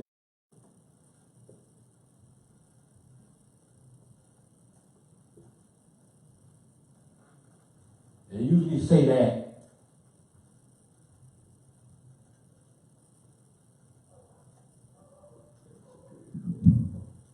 Burns versus Superior Court. These two go hand in hand. It's like Mike Tyson. Yeah, it's like Mike Tyson. You know how Mike come at you. Yeah, so now Burns versus Superior Court says anyone acting ministerially do not receive grants from the legislature, and everything that they put out is necessarily nullities. Meaning there's defective. Defective is void. Because he's ministerial. And anything ministerial don't have grants from the judicial power. That's what Burns versus Superior. Burns versus Superior Court. We'll back that up. And say, all right, we identify that you ministerially, so what is that going to do for me? If you act in ministerially, it's void. So this is being your writ. Every writ. I don't care if it's so-called traffic, foreclosure, whatever. You dealing with those impersonators calling themselves judges. They in violation of Title 18, Section 912. They're impersonating. They're acting ministerially because they doing business as a municipal. They can't do business as a municipal. Corporation they can, but when engaged with a lot of people, hey, wait a minute. You got work for me, you ministerial. So now that I know you're ministerial, how do I use that? Well, if you're ministerial, anything you do is void. See how you just knock them down? With them two case laws. You just knock them down. Make sure you put them in every writ. You just knock them down. All right, you act in this, that means you that, and if you that covers you. Simple, that covers you. You void. You are void. Defective writ. Defective writ. The writ is a writ of error, right? Writ of error. Gotcha. Reason why I say the writ of error because I want to keep it simple because there are other writs that you can use with some mandamus. But you just stay with a writ of error for the novice. So you made an error because you're a person impersonating and you're really this. And if you're this provision, this case law, stare decisis, is set up that you can't do that. Do you follow me, mother? Yes. This is what you're going to use in your writ. Yes. And you can find that in the Black's Law. Yes. It might be in the first edition. It should be. But I know it's definitely in the fourth edition. So for those that maybe can't get a first edition because if you can't afford the law book, why you still can, go online and get the Black Laws PDF. Fourth edition PDF is online. They come in a PDF format. It's not entirely as the book you would actually have, but it is very usable. Very usable. See, they put this stuff in front of your face So it's called plausible deniability. I gave it to you. I told you to you. I made access to you. It's your fault. You can't read. You don't know where to go. You don't know how to do the research and critical thinking and discernment. That's your fault. They put that on all of us, and then they call it tacit acquiescence. Yeah. And if you wait too long, it's laches. Meaning that you can't bring it back up. But you can. Never let them tell you can't read the errors. Yeah. Based on fraud. What's constructed in fraud? What's constructed in fraud stays in Islam. So, right. So what we do is we use non-pro tongue. Now for then. Latin term, now for then. What I didn't know then, I now know, so I'm coming back with my right to discovery and disclosure. And I'm saying, hey, right, there's no statute of limitation on that. So when you use non-pro-tunc in your writ, make sure you use that in every writ. Where do you write? These are standard.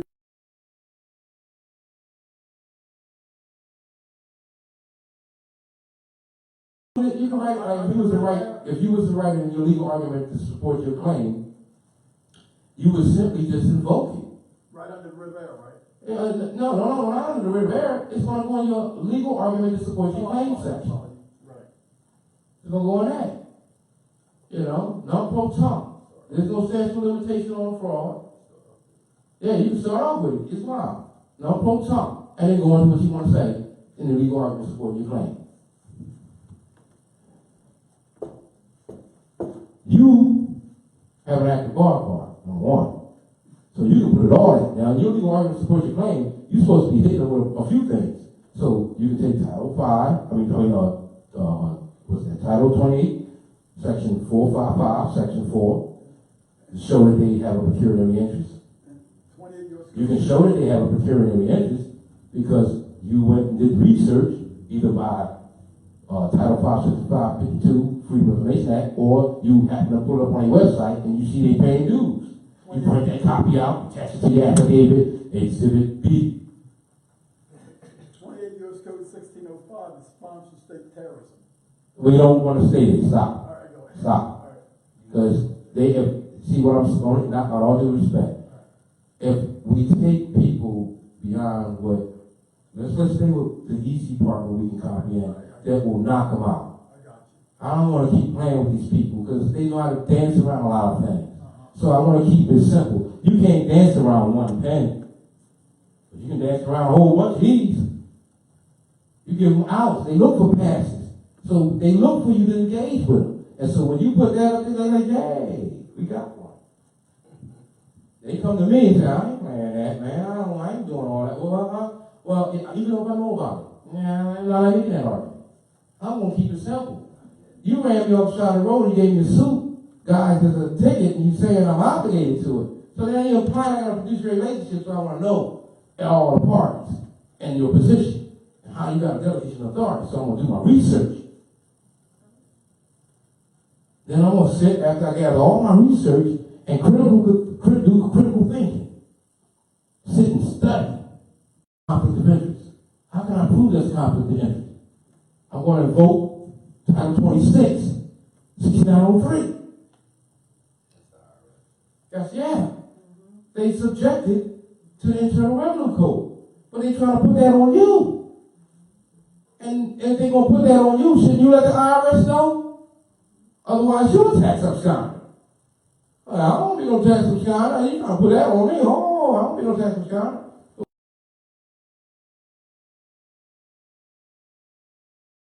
That's what they're implying. I'm not standing before them talking about talking back and forth. You already said what you had to say. So now you're implying just in this that I have a fiduciary relationship and I'm subject to the Internal Revenue Code. And I'm not a citizen of the U.S. All offices of the United States have been turned over to the IMF. All departments, they exist in name only. That means I'm turned over to the IMF if I agree to this? Exactly what I'm saying. But I'm not. I'm standing law because I corrected my status. Now I'm standing to speak because the attorney ain't going to do this for you. You got to speak for yourself. So now that I have standing law and I can speak, it's imperative that I do my research on my opposition. So I can sit and critical think how I'm going to make a proper discernment for my remedy. But this is horrible. So, alright, I identified it. He's a clerk. Ooh. I know he's a clerk because you just revealed that. And I know that he's not a judge because it's not a government. So that means you're personating. So not only is Title 18, Section 912 deals with impersonation, but I'm going to go on my writ, but I'm not going to make that my focal point. I'm going to set it to the side. But it's in my writ. Because now that I've identified him, that's all I want to do is I want to get to the bottom of who the parties are. Identify all parties. Now you're a ministerial clerk. I like to call you a judge no more because I know you are. You might say all rise, honorable, this, that. That's your shit. You're a ministerial clerk. Because according to the law books, and first edition, fourth edition, Bouvier's, John Bouvier's, it says, oh, they're going to cover you that. Why? Because you're impersonating, it's not a government. No one, you're not a lawful seat of government. You were once, but you're not now. You say the name only. So that means if you calling yourself a judge, that means this must be a government. It's not. So I want to make sure that I put you in your proper place. You're a ministerial clerk. And then once I put you in your proper place, for my critical thinking, I found out, oh, you're just a ministerial clerk. So, all right, now I'm going to protect myself from you. Wait a minute. This is stare decisis. Means they stared at it, and stared at it, and stared at it, and decided. Maximus law.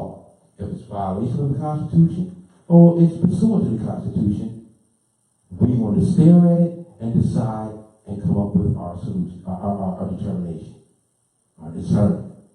And so in their Supreme Court research, in their critical thinking, in their discernment, they came up with the stare decisis, the stare and decided that, wait a minute, they're not judges. They operate from a municipal venue. They're ministerial clerks. How can I prove that? They're ministerial clerks. They're going to tell you right there. They're ministerial clerks. All right, now that I know they're ministerial clerks, how can I knock them down? If they're doing anything as a ministerial clerk, it's void. Bang, bang. Byrne versus Superior Court, right? Mm-hmm. Anything they do as ministerial. I think that's 140 Cal 1 SF. I don't remember exactly. I used to remember this by heart. The exact case laws, but it's in there. So when you use those two in your writ, and Title 18, 6912. Now, under that, I did some critical thinking some more, and I found out, I did some more research, and I critical think, and I did some more research, and I found out, now under that, I can put this.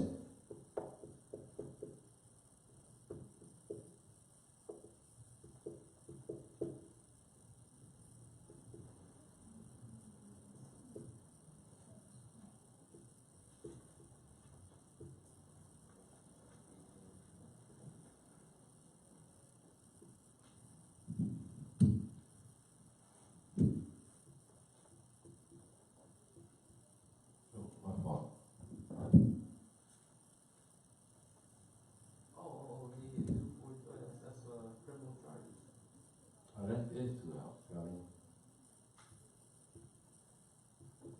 242. U.S. versus Liberia. Conspiracy against right, conspiracy against rights under color law. 241, 242. Now I can use that. Because you telling me something is lawful when it's not. That's a violation of that. You see how that came in? Because I proved that you're a ministerial clerk, and you telling me I'm obligated to fiduciary relationship, that's not, you telling me something is law when it's not. Because I don't have a fiduciary relationship. I'm not subjected to the Internal Revenue Code because Title 26, 6903 says you are. You are. But you're telling me by bringing me in there and trying to force this, you're saying that I am. So that's a violation of that. It's like, what? What code is that? What case you use for that one, Title 20? Title 18, Section 241, 242? Yeah. That is telling you, it's basically, it says what I just said. Telling you, anytime they tell you something is lawful and you know it's not, they violate that. If they tell you, I'm a police officer and I'm an officer, you know what officers or elected official, they're in violation of that. If they come upon you two or more and call themselves this, I'm an officer, meaning that I'm a government official. And you know they're not a government official, well then you gotta have this in your rent. Because they violate that. You don't let them slide. What's the Title- case law you use on that? Title That is 18, the case law. Title 18, U.S. Code 242 is Well, we- Declaration of Rights under color of. All right. And you want to know what it states. Right. Well, this is why we do our critical thinking and research. We research, but if you don't know what Title 18 is, that's why it's under research. Research it. See it with your own eyes. Read it. You will read it down and you will see them say, if they telling you something is wrong, and it is not. First, you got to know what's wrong and what's not. What's wrong, y'all? Constitution. Be specific. In many constitutions, be specific. Be specific. The original or organic Constitution for, not of. Because you always see the Constitution of the United States of America. The Constitution for the United States of America, 1791. It's the supreme law of the land. Islam. It says 1791. Hold on, bro. No, what I was saying was, it's a case law, you cite with that, isn't it?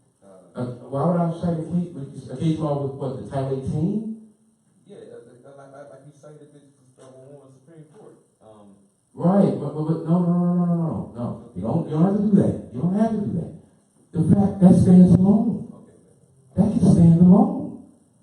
If I got a blue suit on and I'm coming to you and I run you off the side of the road and I say, oh, you know why I pulled you over? Now you know I'm impersonating, right? Because you know about Title 18, Section 912, right? That's impersonating a government official. Now, are they a government official? No, right? So what are they doing? Impersonating. So you know they're impersonating, right? Now, use your common sense, critical think. If they impersonating and they telling you something that is lawful, And it's not. is it lawful? No. No. It's now Why is it not lawful? not under the Constitution. No. I'm going to start at the beginning. Listen. Critical thinking. They impersonate, that's why. If you're impersonating a government official and you know this, to where you got in your mind, they're in violation of Title 18, Section 912. They're impersonating a government official, and they're not. That means anything come out their mouth, anything come out their hand, is not lawful. So it's void. So if it's not lawful, and Title 18, Section 241, 244, you know, when you get into it, it's going to start out saying that anything, if they tell you anything that is lawful and it's not, they're in violation of that title. Why can you hold them to that title? Because they allegedly are under oath. They have an oath of office. Remember, they're operating off their implied powers. So since they're doing that, hold them to it. You got an oath. By the way, most of them never really signatured anyway. They operate in fraud. But they're under oath, so you hold them to that oath. Now you telling me something is lawful that's not lawful. You telling me, because you ran me upside the road, that I come under the Federal Transportation Inspection Safety Program, and that's why I can be ran off the road. That's why you can issue me suits, because, you know, I'm a federal employee or military personnel, and I violate the code. And your position, most people don't know, is their job is not to protect the people and serve the people like they say. I did my research.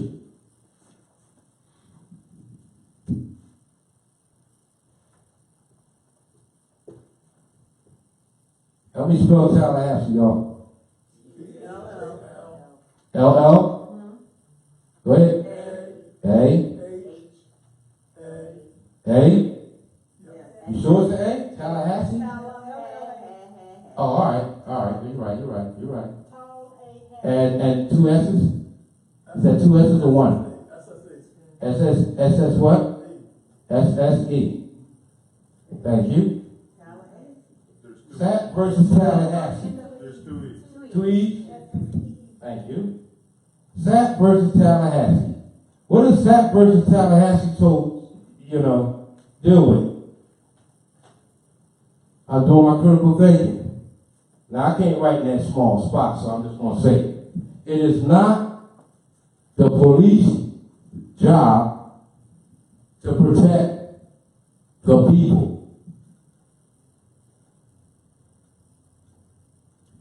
I'll say it again. It is not the policy enforcer's job to protect the people. Their job is to protect the corporations and arrest code breakers.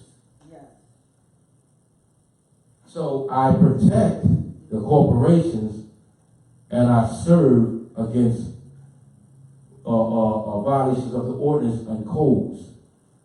Has nothing to do with the people. Sac versus Tallahassee. So you can't tell me you come out here to protect and serve me, because that's not your job. Now you're implying again, I'm a corporation. Slander. Telling me something is lawful is not. You once again in violation of that. Because you're telling me I'm a corporation. And I know I'm standing up here breathing. Corporation is a corpse. You know, when you take off that ration, you got corpse. I'm alive. So now you're telling me something is lawful because you holding an obligation to me, commanding my performance at law. Now you're telling me something is lawful. But I know it's not, because first of all, you're impersonating, not lawful. You're telling me that this is not defective, it's effective when it's on private commercial paper, not lawful. Why is it not lawful? Because why is it private commercial paper? Because the corporation, not government, not lawful. You're telling me you're a judge when you're a ministerial clerk, not lawful. You see how powerful that is? Now you see how when you bang, bang, bang from Title 28, Section 455, Section 4, they show the procurement. Wait a minute, mother.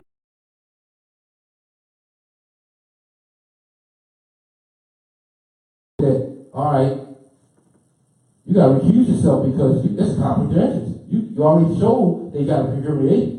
You did the research. You found out that they got membership dues. That's conflict of interest. They got an active bar card. It's conflict of interest because the one standing over there calling himself prosecutor, which means anyone, also look at some of your law books, means anyone can bring a claim. I can be a prosecutor. You can be a prosecutor. It can be anybody to bring a claim. So when they say, so we get this out of our concepts and start talking about, the DA and the prosecutor, anybody can be that. They just doing that for the corporation because they got to protect their interests. Protect corporation versus code breakers. So, if they classify us all as corporations, we code breakers. And they got to protect the corporations from us. Now you see why they out there patrolling your highways. Not streets. Streets is corporate. Highways. Why I say highway? Because it's a case law for that. Highwaymen, Islam, mother. So when you use the right concepts and the right terms, you empower your speech, which empowers your writs. Now when you send that writ out internationally, they know they're dealing with somebody that's impersonating government, that's commanding your performance in law, telling you something that's lawful that's not, violating the United States codes that were established before the coup. They were established before the coup. So, why not enforce that? We have liberty in front of our face in these books, in our research, in our critical thinking and discernment all day, every day. That's why they got Nickel Peaches, pimps, come out overseas, make sure you don't get this information. Grand sheiks and governors. We're a religious corporation, that's all. We properly teach civics.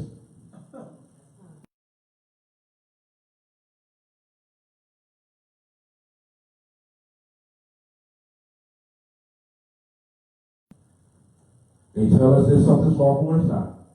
While they're impersonating, while they're a corporation, clearly, if anybody studied HJR 192 and 1933, it's just name only.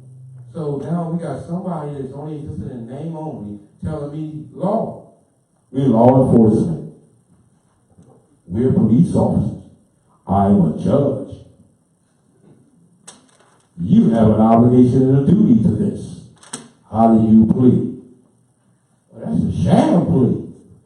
There's some law books. Look that up. Sham plea. Because that's what they have us all making. Sham pleas. Yes, Islam. Yes, one second. Islam, you had a question? Yes, my name is Courtney. You're not named. No, I just. Hold on. Let me just get rid of him first and get him on the side.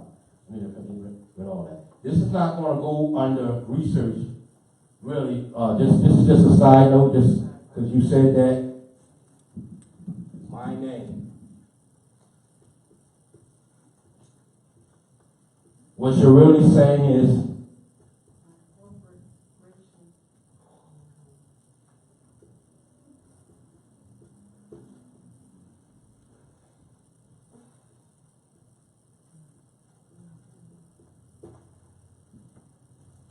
so say it again.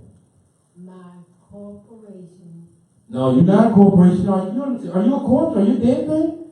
I see you breathing. You're talking to me, so you got to be alive because I can hear you. I'm looking at you. I can see your lungs. I can do like this. Aren't you alive? You feel alive?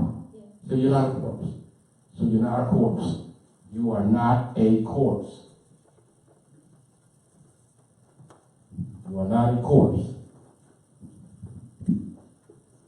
You're not a company. You have a nomen, an appellation, or what your mother called you. So then you say, excuse me, when you're greeting, if you want to interject, I am. So I am. I am. And your, For real. right, and your question is? I had a fraud alert in 2013. You had a who? A fraud alert. A fraud alert?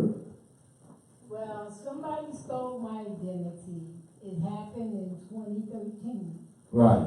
And I wrote to the bondsman, the national. See, stop. With all due respect,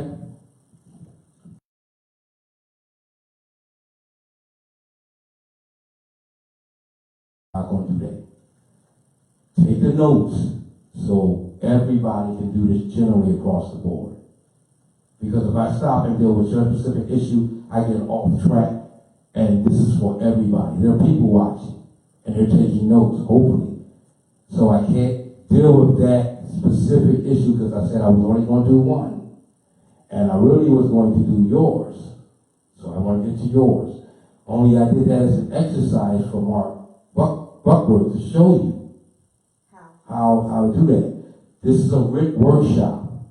A writ workshop is for those that are ready to write writs because they have standing in law. If you do not have standing in law, there's no need for you to write a writ. So everything that you wrote, you doing the same thing that they did. You put it on private commercial paper. And you probably said your name is, and you introduce yourself as that in your paperwork. And it's not on legal paper. It's not flying any colors, meaning that you're not flying your flags. Meaning you're sending something out to be docked that has no flag on it. So that ship can be seized with all of its assets. So what's happening to you, you're allowing to happen to you because first secure your status, before you make any argument.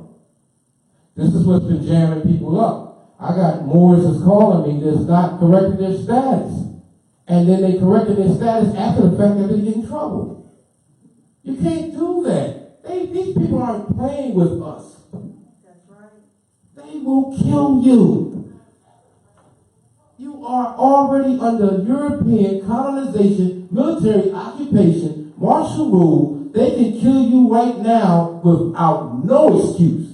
They just letting you live. They let me live. They let him live. Her. They're letting us do that. Why? Because they're milking off of us.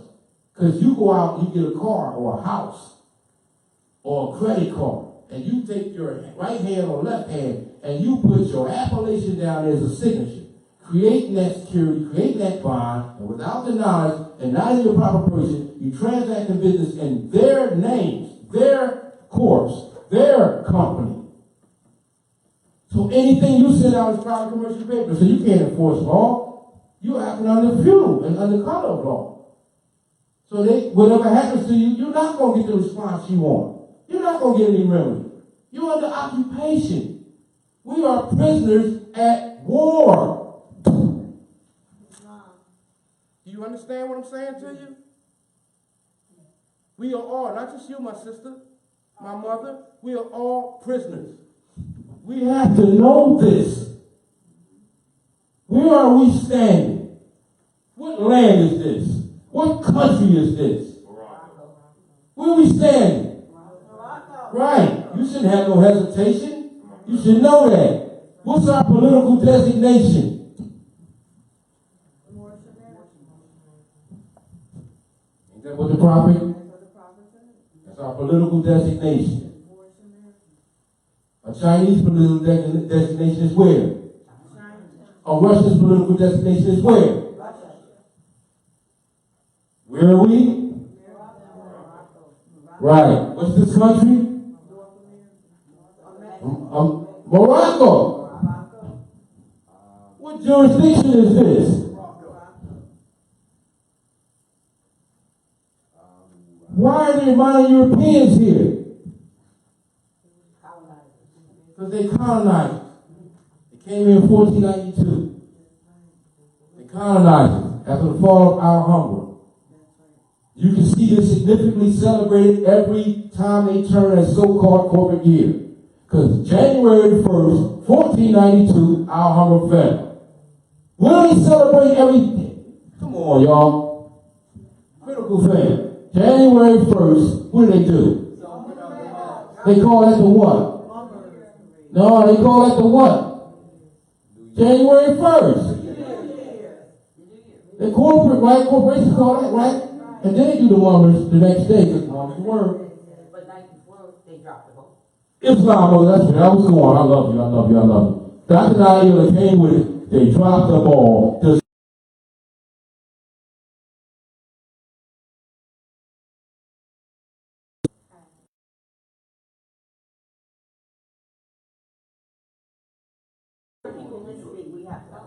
Yeah. Yeah. All right.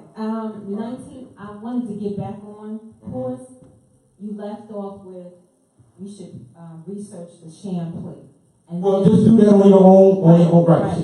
But you mentioned 1933. Mm-hmm. And I wanted to... Oh, you want me to elaborate on that? Yes, please. That's the Emergency Banking Act. The Emergency Banking Act. Yeah, see, when the 1933 is when they had to issue the Emergency Banking Act because they were bankrupt. and insolvent. And all their offices were turned over to the Department of the IMF. And so HCR 192, House Joint Resolution 192 was put in play. Because they removed all lawful money from circulation. What's lawful money? What's lawful money? What's lawful money? Islam. What's fiat? Yes, Islam. Private commercial paper. So the fact that they got you using that is by force. Because if you know lawful money pursuant to Article 1, Section 10, is gold and silver for legal payment of debt. FRN, fiat can't do that. It's going to keep the debt keeping it down the road. Why? Because we are under occupation. Why? Because we were at war. Why? Because we're still at war and we're allegedly conquered, but we're not really conquered. But we're still here.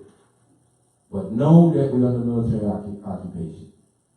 Know that we are prisoners of war in our own land. So you can armor up with the right knowledge, right research, right critical thinking, to make the right discernment, to go get your remedy. But do not do it with the concept of you want something in return, I want to get paid. You ain't getting paid. They're not going to give you no gold and silver. You should be pissed off at that. Man, look, I just want to make you recuse yourself. I don't want what you can offer me this, that, or that. Well, I'll give you $1 million. $1 million of these papers. You go out and get you a new car. Why would I want to do that? First of all, that's private commercial paper. Second of all, say I was dumb enough to fall for that trap, and I go out there, yeah, he gave me $1 million just to drop this issue. Well, he gave me 1,000. I mean, 50,000 just drop this issue. He said I can go out and buy a new car. Guess what happens when I go out and buy a new car? Police for profit. Yep. This is why the Supreme Court just did this and researched this. It's on Google. Bring it up. Bring it up. I'm saying now. Bring it up. You can YouTube it, bring it up. It's the police for profit. Put up the unanimous decision by the 9 justices up in Washington said they got to limit their police for profit. You're going to get alarmed when you see that. But do your research, get into your critical thinking, because it's going to be fully packed. Well, I saw it. I saw the clip of it, and one of the things that kind of threw me is they also is going to send it back down to the lower courts to decide on what would be a fair compensation of penalties and fines, because that is their revenue in order to. Islam, thank you, mother. Love you for that. I'm like, what? Yeah. Well, Tamara iterated that one second. She reiterated that how they reprimanded it back down to the lower courts to decide to say that. Because remember, it's a coup going on, a civil war going on with them. Because like she said, that's been their profit. Check this out.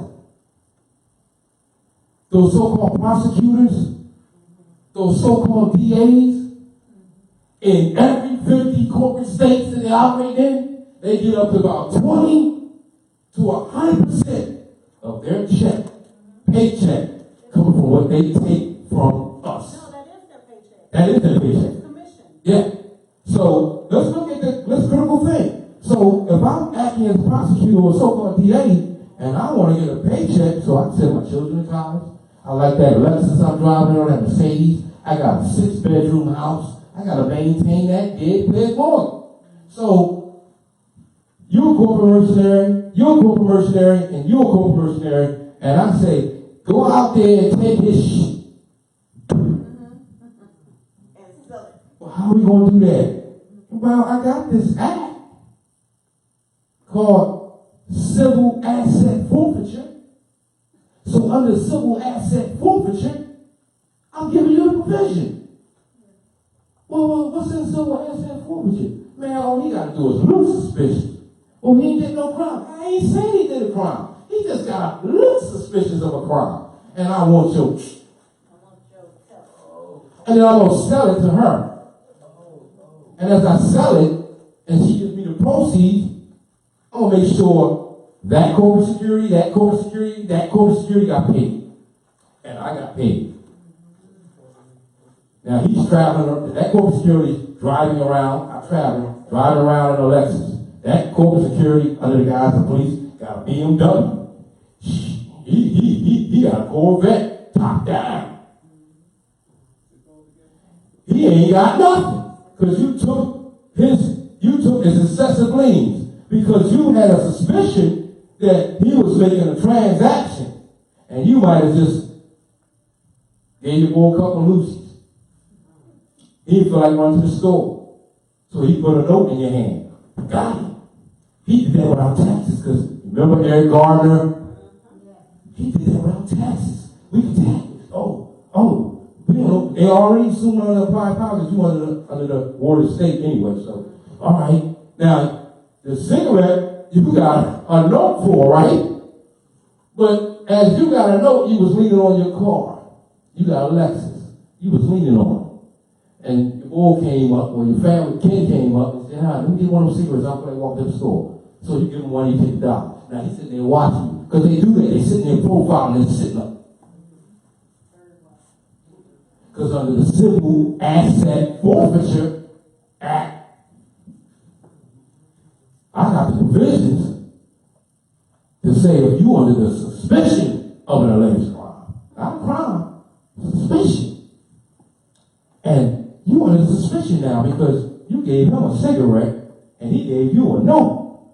And you leave it on your Lexus. So I'm going to take your Lexus. And I'm going to lock you up for, remember, I protect corporations and that first Tallahassee, I protect corporations and arrest corporations. You just broke this code. So I'm under civil asset forfeiture, I'm taking your Lexus. Now your Lexus is worth $48,000. He only gave you a note. Don't you think that's excessive fine? That's why they rule unanimously. Philadelphia alone, $4.5 million a year. No, billion. Thank you for correcting. Yeah. When they steal your car, When they take anything. Well, The total amount came up, what they calculated was 175 billion. right, altogether. And they saying, whoa, and you know why they mad, Mother Mary? Because they didn't get a piece of that cut. Nobody broke me off, so I'm mad. They was getting it like that. Man, if I knew they was getting it like that, I'd have robbed them a long time ago. They was getting it like that. So they abused it. Yes, Dr. Naila. Yeah, we had an issue here with regard to, we have the red light tickets and the right turn on red. So we have these, and you still have them, but in some places, when they installed it or something, I don't think they had put out proper notification or whatever. No, but it was 50 feet back from the well, curb. it was two different issues, Yeah. because when I was in office myself, I was in a position as a leader. And it came up that, we can't, it was challenged, and the challengers won, but it came up in a meeting that we can't expect the city's coffers of revenue to be generated from tickets, and that's what part of the argument was, and because and we actually have at least 2 towns I know in Delaware, there's probably others, but Wilmington, we have a town called, not Wilmington, in this area we have Ellesmere. Largely, and anybody that lives here knows, Ellesmere is pretty much run on tickets. You have to, it's like 25 miles an hour. It's like you may have been coming from 50 on Kirkwood Highway to, and they kept, this is that particular little town. Then we have a town, it's called, is it out, is it Georgetown? It's when you're going down.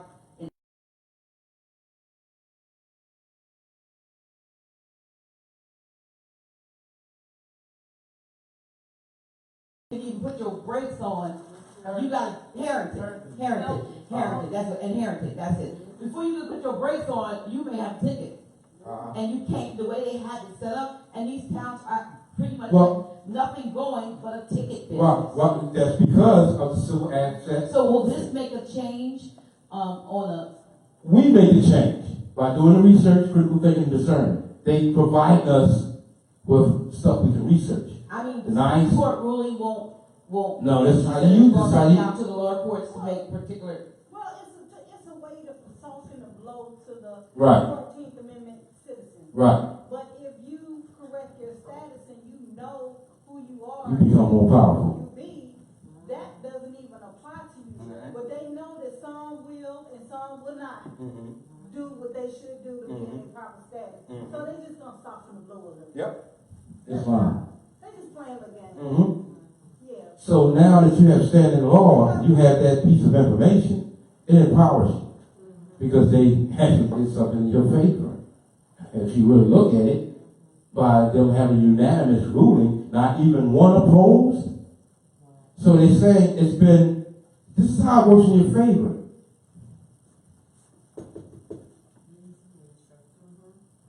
They did it for you. And under that, they identified the wrong. And they brought it to your attention. And so with your critical thinking, common sense, you're saying, wait a minute. Police for profit, civil asset forfeiture, you guys getting paychecks off of what you seize? So it's like, if I work at McDonald's or Burger King, and I get my security for that, because I'm flipping burgers. I'm not taking your stuff to get my paycheck. I'm flipping these burgers to get my paycheck. Allegedly. Compensation, right. Allegedly. Your pecuniary compensation you getting from flipping burgers. They getting their pecuniary compensation from taking your stuff. Highwaymen. They sick their highwaymen on you that are hired from the parent company of what's called the state of to a subsidiary company, and so when you're writing a writ, it's wrong.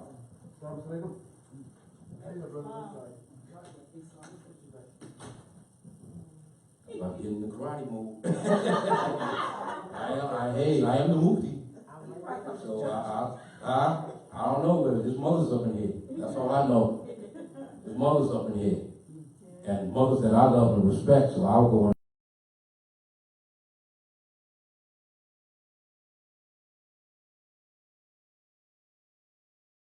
Kind of gave us a way, you know how we research to identify the parties, right? So they just identified that those corporate security out there are mercenaries under the guise of being police, violation of all those titles I gave you, setting it up so you can put it in your writ. So this is what you would do. Now they helping you. This is what you would do. All right, well, now you got some ammo. You know they doing under taking property under civil asset forfeiture. So you can now put it in your writs. Oh, wait a minute. Writ of error. Call them out. Writ of error. Excessive lien. Excessive fine.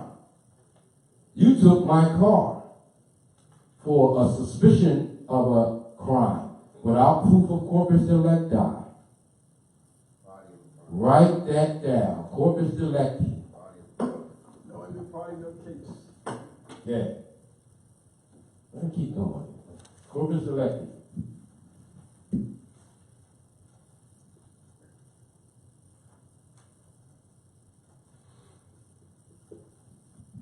It takes 3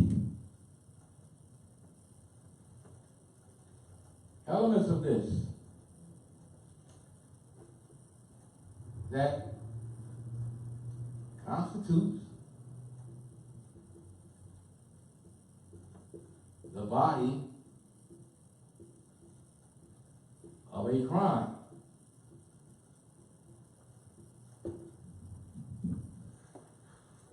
That means you hit me. I can identify you. I can show my injury. You hit me. I can identify you. Here's my injury. It's a crime. Because all that shows when you hit me shows intent. And all I have to do is show intent. And that's a crime. That's corpus delicti. So we're not committing corpus delicti and traveling in our automobiles. But under the Civil Asset Forfeiture Act, you under suspicion because he sold you a cigarette and he gave you a note. You gave him a note. And, I mean, he gave you a cigarette, or you gave him a cigarette, he gave you a note, and you were saying on your left. All right, so when the civil asset forfeiture, you suspicious. If you did that, what else you said? So I'm gonna run you, and when I run you, I'm doing an assault battery. You can engage in impunity, but if you're not even a proper person, I would advise you they have dangerous weapons. So now I'm assaulting you, I'm searching you, and then I'm gonna haul you off at you, even if I don't get a conviction. See, this works if they don't even convict you. It's just on suspicion. That's how they can mask it up. It is supposed to have been allegedly to help us fight crime and make crime go down low. Bullshit. Excuse me if any children out there listening, I gotta keep it real. That's bull. That's real bull. The thing is, they already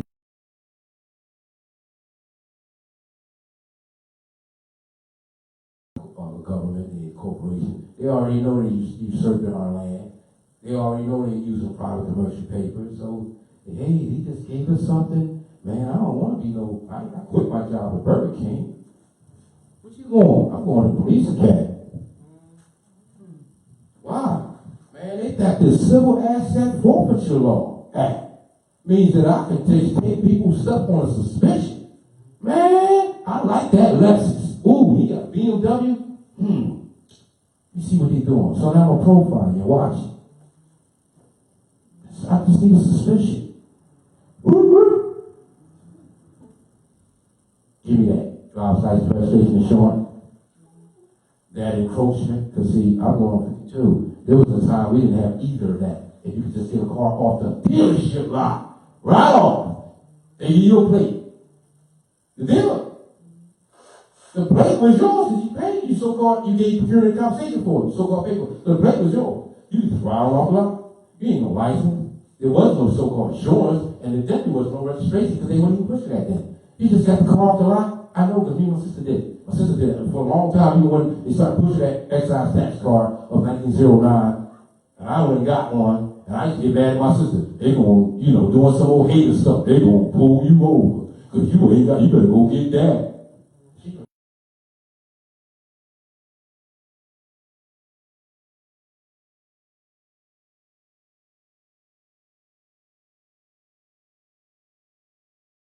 Operating from the intuition, and like, this don't feel right, so she would go to the lot, get the donuts, get the card, and put a plate on it. She out doing her business. That's that. But they encroached it on us. And a lot of young people don't even know, damn, what does it feel like to not have a registration, insurance, or a driver's license? They hit us first with the insurance. Then they encroached with the registration. And then follow up with the driver's license. And once all three was in place, boom.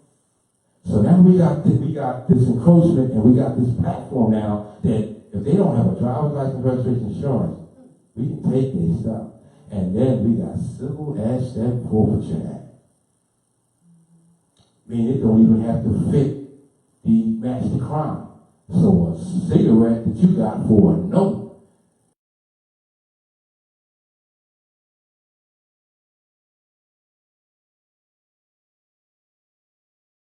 because you might see me and you might get some kind of way, so I'm going to sell it to her. Yes, we're going to put it in the auction. Yes. And when we do that, whatever proceeds come off of it, we're going to make sure we stick it to you. Because we're going to get the prosecutor, anyone can bring the claim, but we're going to make her the prosecutor today. She's going to prosecute you so that we can keep that. And now we sold it to her. We got the proceeds, now we paid her. Yeah.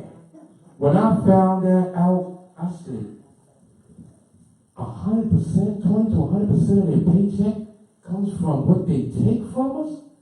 And they got these commercials on TV that's saying, oh, we got this car, you see them? All these cars and all these deals in the 2019 or 2018, come down and put this down. It's a crime to pay more than a dime. They subprime loans. What's subprime? Chattel. What's chattel? without your nationality, black. So I call them black people loans, because this country change. A subprime loan is a black people loan. For black people. Why are they doing black people loans? Because the Europeans they're not spending as like they used to. They tighten their belt. A lot of them get thrown out of their houses, facing foreclosure, so they tighten their belt. So we gotta keep this shit going. How do we keep this going? Run into the next aisle. Yeah. Give it to the black people. Hide under the subprime. But make sure you put prime so we know it's channels, so we know we're talking about them. The black people on. And so they got this brother on there, just do the deal.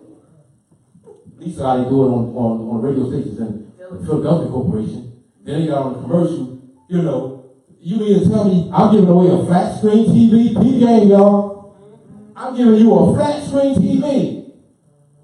Just to come down here and get something off my lot. And I'll knock this down for you. And you don't have to give me this. And it's $0 down. And I'm going to give you a flat. Did I say I was going to give you a flat screen TV?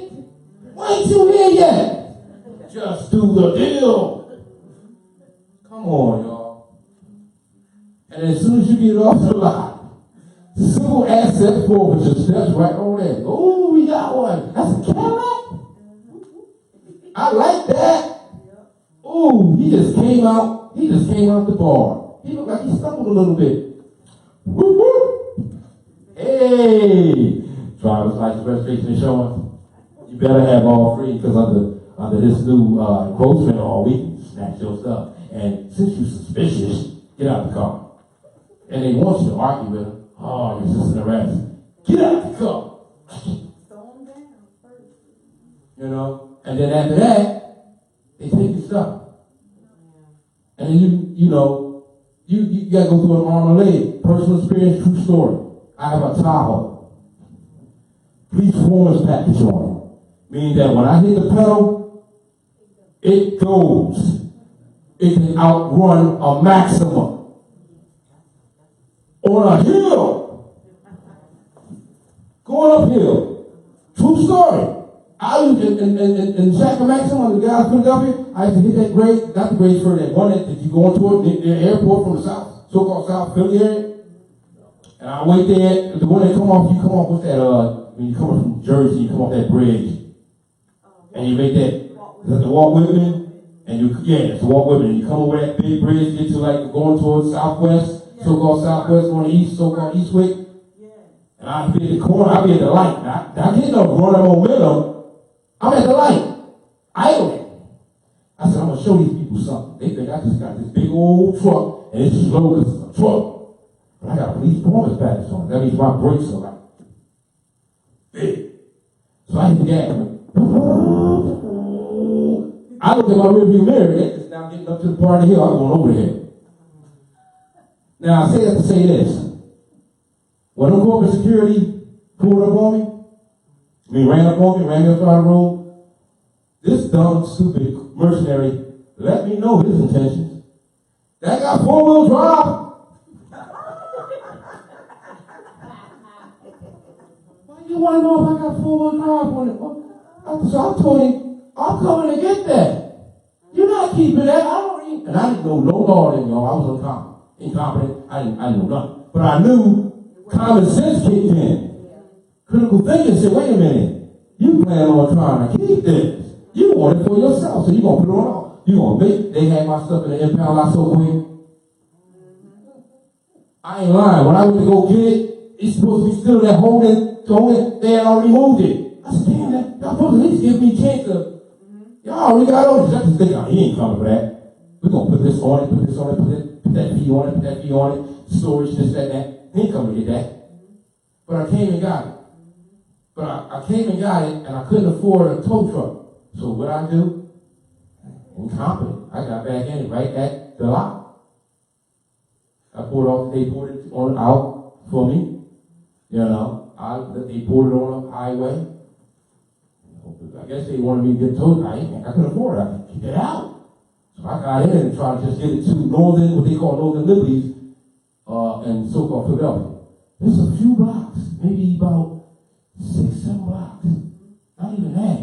I was just trying to get to the studio, because I'm in the music business. I'm just trying to park it on the lot of Larry Gold's, because I know they protected from me. So I got 3 blocks, y'all. They took it again. So I went through this process, long story short, 3 times. I did the same thing, they took it again. I did the same thing, they took it again. So by the time I did get it towed to the studio, and I went down there to handle my affairs, and you know, they go in to see that ministerial clerk. He felt bad for me. He said, man, just go get your car. And you got paid for it 3 times already. Yeah. Man, they made $3,600 off me in less than 3 weeks. So I can see how civil asset forfeiture benefits them. Excessive liens. But they was planning on keeping it. Now, that's a $60,000 automobile. How you going to run me off the road for a so-called traffic infraction and then take a $60,000 value? Is my good? Now, do these so-called criminal citations of you either running the light or running the speeding and or running a stop sign, it only applies to vehicles that are 17,000 pounds and over. Islam. So how does it apply to my little car? Islam. Maybe 4,000 pounds. That's right. Now that's called research. See, he had to do the research to know that information. And so what he just expressed to you is this critical thinking. So how? So now your discernment is like, all right, now you don't went into the law with your critical thinking, because you say, so how? So you don't stop there. You bounce back over to the research column. And back over. Critical think some more. Back over. And then I'm going to discern the results of what I find out. Where was you reading that from? And so my discernment is like, you not law. You know, I didn't violate any law. You're not government. See again? Where did that come, where was it? Where did he come from? He was saying the fact that it only applies to certain weight vehicles. Now, here's the thing. Right. Now, here's the thing.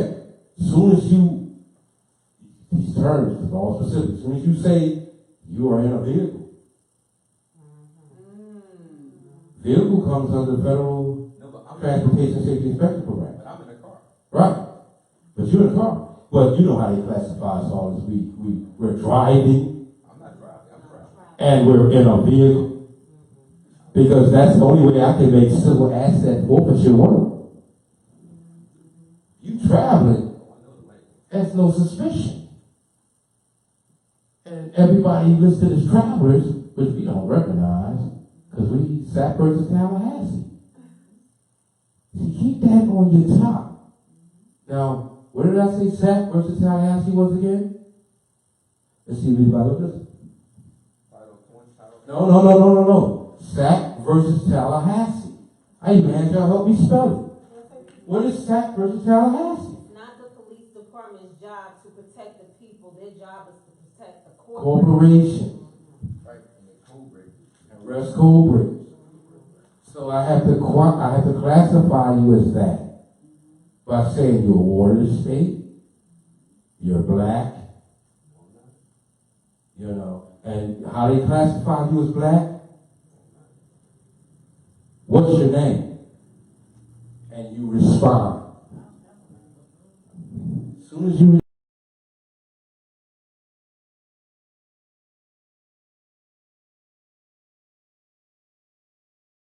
all right, we can go on now, because you're black.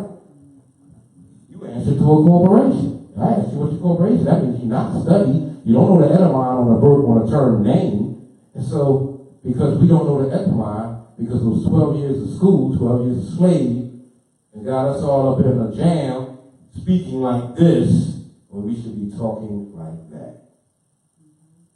So we'll say we got pulled over instead of ran off the road. We'll call him an officer instead of mercenary, armed mercenary. We'll call him a judge instead of a ministerial clerk. And now, or a lawyer instead of an attorney. And a lawyer is a layman of the land. What land is this of theirs? For them to be calling themselves lawyers. They're not noble. And see, an attorney It's a conflict of interest because they're a Communist Party. They can't sit in the office of the United States. That's original Amendment 13. Because I did my research, I know about original Amendment 13. So as soon as you come saying, this and that about Turner, and that's if they call themselves a judge too. You still an attorney. So you're an attorney, and you got from the Crown Temple Church, and you trying to tell me something, then that's a violation of all those titles out there. So use those titles in your writs. So in your cause of action, mother, in your cause of action, you're going to lay it out, what happened to you, not on every one. You just say what you got in the mail. Now you can invoke mail fraud. So you say what you got in the mail. You say you got this in the mail? Yes. That came in the mail? Or was this was handed to you? That was put on the. That was put on your car? Yeah. All right. So you discovered a suit, an alleged suit on your automobile. You discovered an alleged suit on your automobile. As my discovery. Furthermore, via mail, say again, mother? Can your automobile accept something on your behalf? Except, no, then you playing the game. No. What you mean, accept some finances? No, I said, can your automobile, like they putting those on people's automobiles, Uh-huh. who says your automobile can accept something on your behalf? Like, Exactly. I like that. See, that's critical thinking. He said, can your automobile, that's a metal piece of machinery, it's not breathing, it's dead, it's just metal. If you don't get out there and it moves nowhere. So it has, just like any corporation, it can't give verbal instruction. It can't speak. So as Mother Tamara so candidly put it, can your automobile accept something on your behalf? Well, let's critical think on that. Can it? No. No. But they put it on there, right? Yes, they do. So do we need to panic over that? No, we need to go into proper discernment. Islam. I just want to tell you, like, before.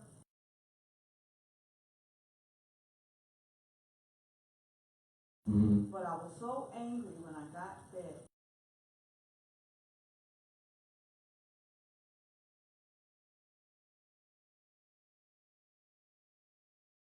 Out for my tag number because my name is not my appellation is not on there. Mm-hmm. So I put the tag number on there as the sender. You know what you just did? As the sender. You just affirmed the contract. I did what? You affirmed the contract. I know. Thank you for sharing that with me because now I know what I'm dealing with. No, I'm telling you, this was before I started studying. Oh. Not that one. All right. All right. I thought I was like, oh, Mom, you affirmed it. Right, you sanctioned them. This was Right. before. Right. But what I did was I put the tag number. I didn't put my appellation on the money order. Oh, wait a minute. Hold, pause. Now, were you your proper person at this time? No. Oh, all right. So you didn't have any knowledge? I didn't have the correct knowledge. Right. And Right. Well, yeah, or based on. But I call myself rebelling in that I did not put my appellation on there. I put the tag number on, like they put it on my automobile. I put the automobile sending them back to finance, and they promptly after a couple weeks sent me a letter. We still waiting for, and I promptly took a photocopy of it and said check your records and send it back. And I heard nothing else from it. So somehow you played the game, but you know, beat on their game. But listen, I just felt bad. Yeah, because you got upset and wanted to deal with it, and you did that. I wasn't able because I wasn't right, studied, right, and I wasn't in my proper person. But I just wanted to throw a little monkey. You did. You threw a monkey wrench in it. Yeah. That's what I did. But look what happens, and that was coming from critical thinking. You had the critical thinking to make up that discernment how you were going to deal with it. Yeah, it comes to that saying, like, you put this on my automobile, and you tell me, oh, X, Y, and Z, and right. all that. Okay, well, then you get it from Right. You know, and Mm-hmm. yeah, they had a little problem at first, but they never called me back. First, they were, oh no, you didn't, and we waiting and trying to threaten and all that. Mm-hmm. Then I just sent a little copy. Yeah. You received this with that. Also corresponds with the Internal Revenue Proceeding. Because if you put it, if you attach it with 6903, and then you go up to, what's that, is the IMF, I'm thinking, I'm not sure if it's the IMF. When you send it, no, when you attach that to it, you want to find out, through the IRS. That's when you send it to the IRS. I have has anything been reported on this code? You say, this code, this docket number, and you can go over the docket number, so-called court docket numbers. You take that, put 6903 with it. Well, it's actually it's actually 301.6903, and then you put the docket number, next to it, and you with under the title 5, Section 552, you send a friendly letter to the IRS, and it's come to my discovery that it's implied that I'm in violation. This code is something that's been reported on this code. And can you tell me, is any reports on this code as violation? They're gonna send you back. You do it right. So when they send you back a letter saying, no, there's never been no report on this code. There hasn't. Well, I'm gonna attach that as Exhibit C to my affidavit. Because guess what happens when I get to that venue? Hey, wait a minute. Well, I'm not going to get there because the paper's going to precede me. But it's going to let them know, wait a minute, because attached to that as an affidavit, as exhibit, there's nothing been reported, and you put that in your legal argument supports your claim. There was nothing, in closed, in conclusion, this will go into part of the court conclusion. In conclusion, furthermore, in conclusion, a letter, I am a recipient as the applicant of a letter from the IRS, such, that says this code that you have before you has not been reported. So how are we here? Because you got to have that report before you can bring me here. How are we here? That's not been reported. So therefore, by Title 266903, you stand recused. You recuse him. You make him recuse himself. You use that fact that they apply an internal revenue proceeding, because that's all they hold it. I don't care if it's foreclosure.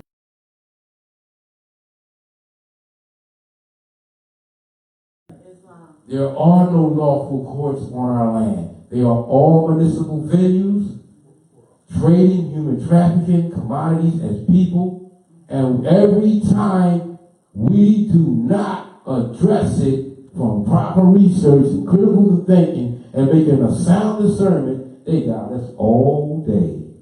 Islam, Dr. Naila?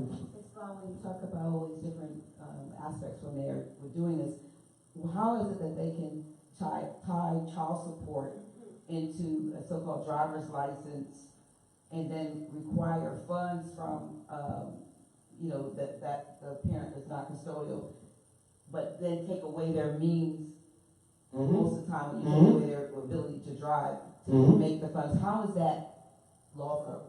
It's not. They are the Roman Curia. It's the Roman Curia. And she brought that to us attention because, and when we do our research, so I didn't just listen to Grand Sheets talk about the Roman Curia. I wanted to, hey, wait a minute. All these corporations collected, that means I don't care if you over here.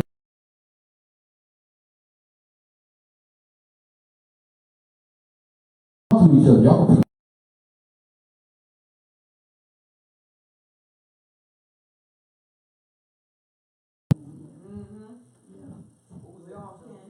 aren't they all can? They all can. In service of your worker. Yeah. And you got a so-called judge, a so-called prosecutor, a so-called government official on a highway. They all related. So when they in those so-called venues and it works with them, Because it's, they got this platform set up that holds you awarded state. So if child support issues come up, which is no such thing, but because child support comes up because parents padre. Parents padre, it's Latin term, you get that in the 4th edition, and the 1st edition, and the 5th edition, and the 3rd edition, it's there. You get a John Bouvier, you get an Encyclopedia of American Law, Francis Rawlins edition, it's there. Parents padre. Meaning that because parents padre, padre, So they're saying exactly the father, parent, they're saying basically they're the parent of you. You are a ward. You have no nationality. There has to be a platform set up for you. Then because you have no knowledge of self and no knowledge of this, no knowledge of politics, you are a minority. Means you are an adult walking around with a minor mind. So you have to be governed. Parents padre. Local parentis. That's another Latin term. So you have to be governed. Go ahead, Ismail. And I also found that each court has done. Not court. Municipal venue. Each municipal venue has a Dun and Bradstreet number. Right. You can go after that, but this is where you default when you go after that. That's something you do. That's another writ, but that's not a writ dealing with that issue. You see what I'm saying? Now I can identify.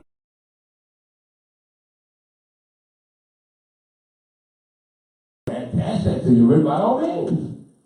Add that to it. Because what that does is further prove you're not a lawful city government. You're not government. You got Dun and Bradstreet government. You're a corporation.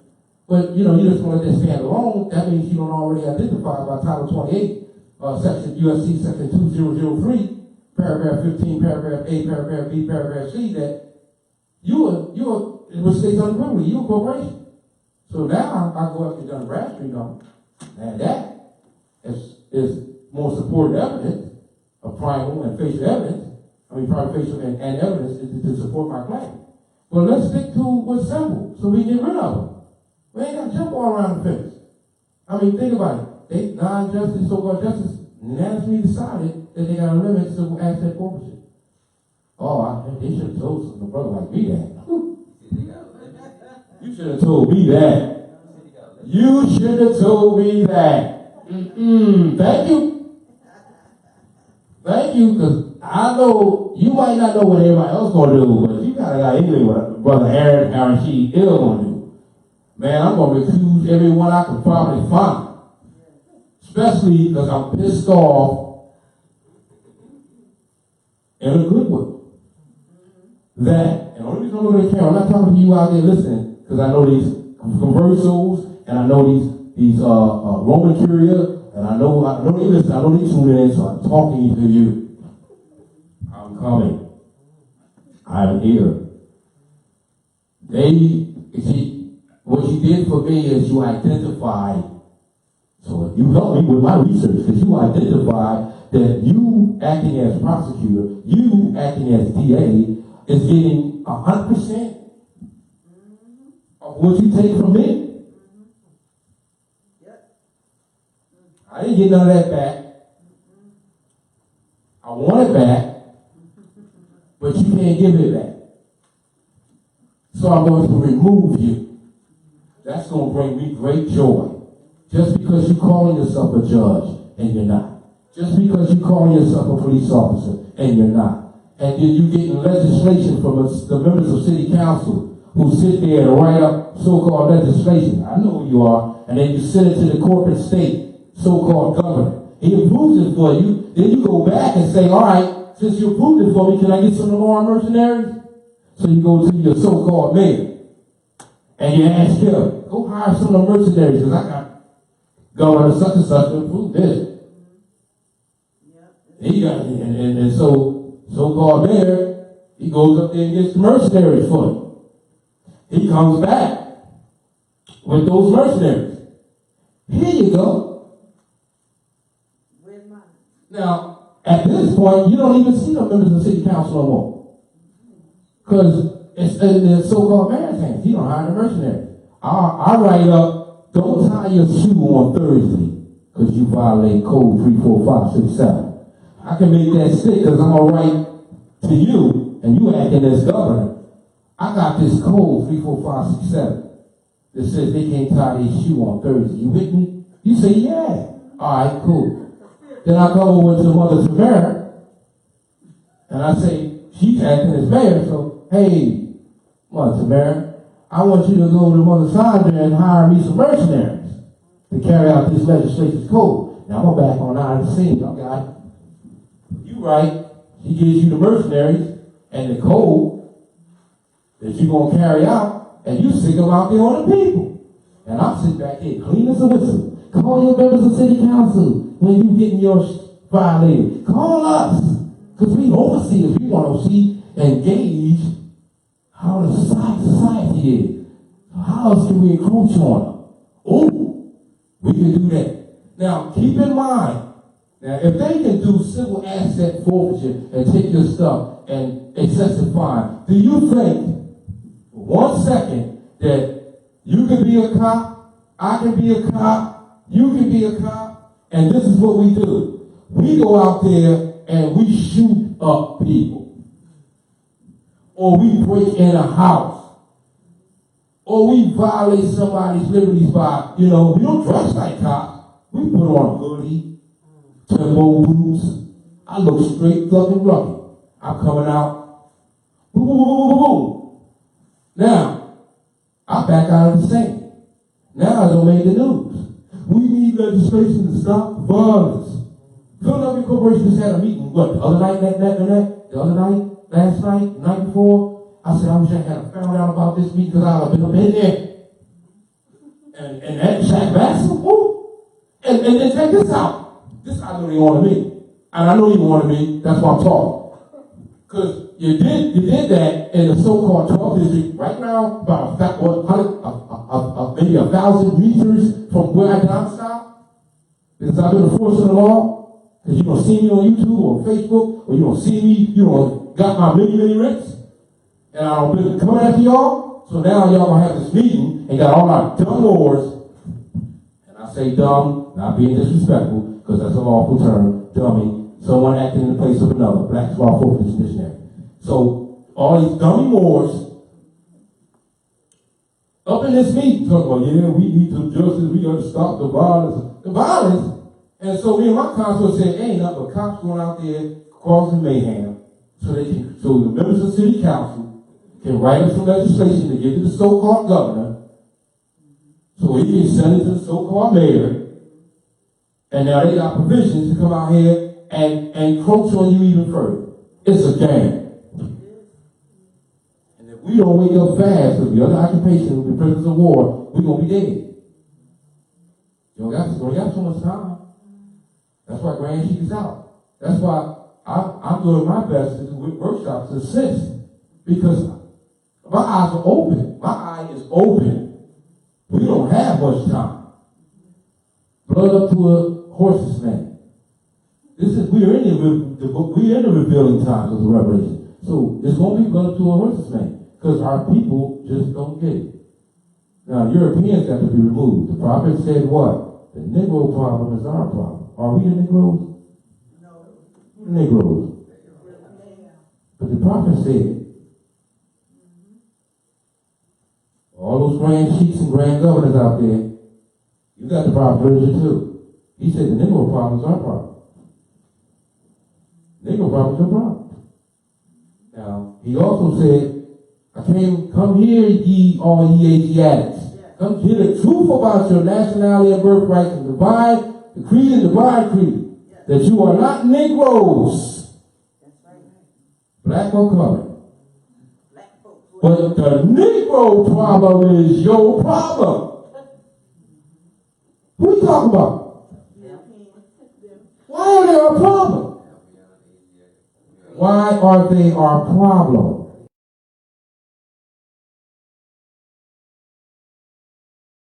Responsibility, right? We got to represent them, right? I.e., republic. Now you see why they try to get back to the republic? They try to get back to representation under us. Because it's under that republic is their, this is documented, their right to fight to exist. Their right to fight to exist. That's a republic. Gives them that right to fight to exist. Without that republic, you have no right to fight to exist. I'll kill you on the spot. You better get back to the republic, because we're waking up. The legal problem is our problem. From the Yakub experience. We can't run from Yakub, neither can they. We got to deal with this thing in the Yucatan. That happened in the Yucatan. We got to deal with this. He told us. He came here because we needed him the most. He said, you have a sick mind. I have to come with the prescription. That's the Circle 7 Holy Quran and the one-on-ones. And the reason why I wanted to go into the one-on-ones, I don't have a copy with me today because I forgot left mine in the house. And that's really what I want to drum on. Because on the back of that is your religious freedom. It deals with your religious freedom. That way you can go into the 805, and you study this, write this down. 805 ILCS.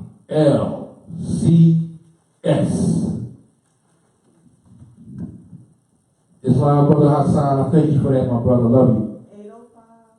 805 ILCS. Love you too, Mother Delilah. Thank you. Yeah, all caps. Oh, thank you. Islam. It's all right. Corporation, religious affidavit of organization in the state of Illinois, Cook County.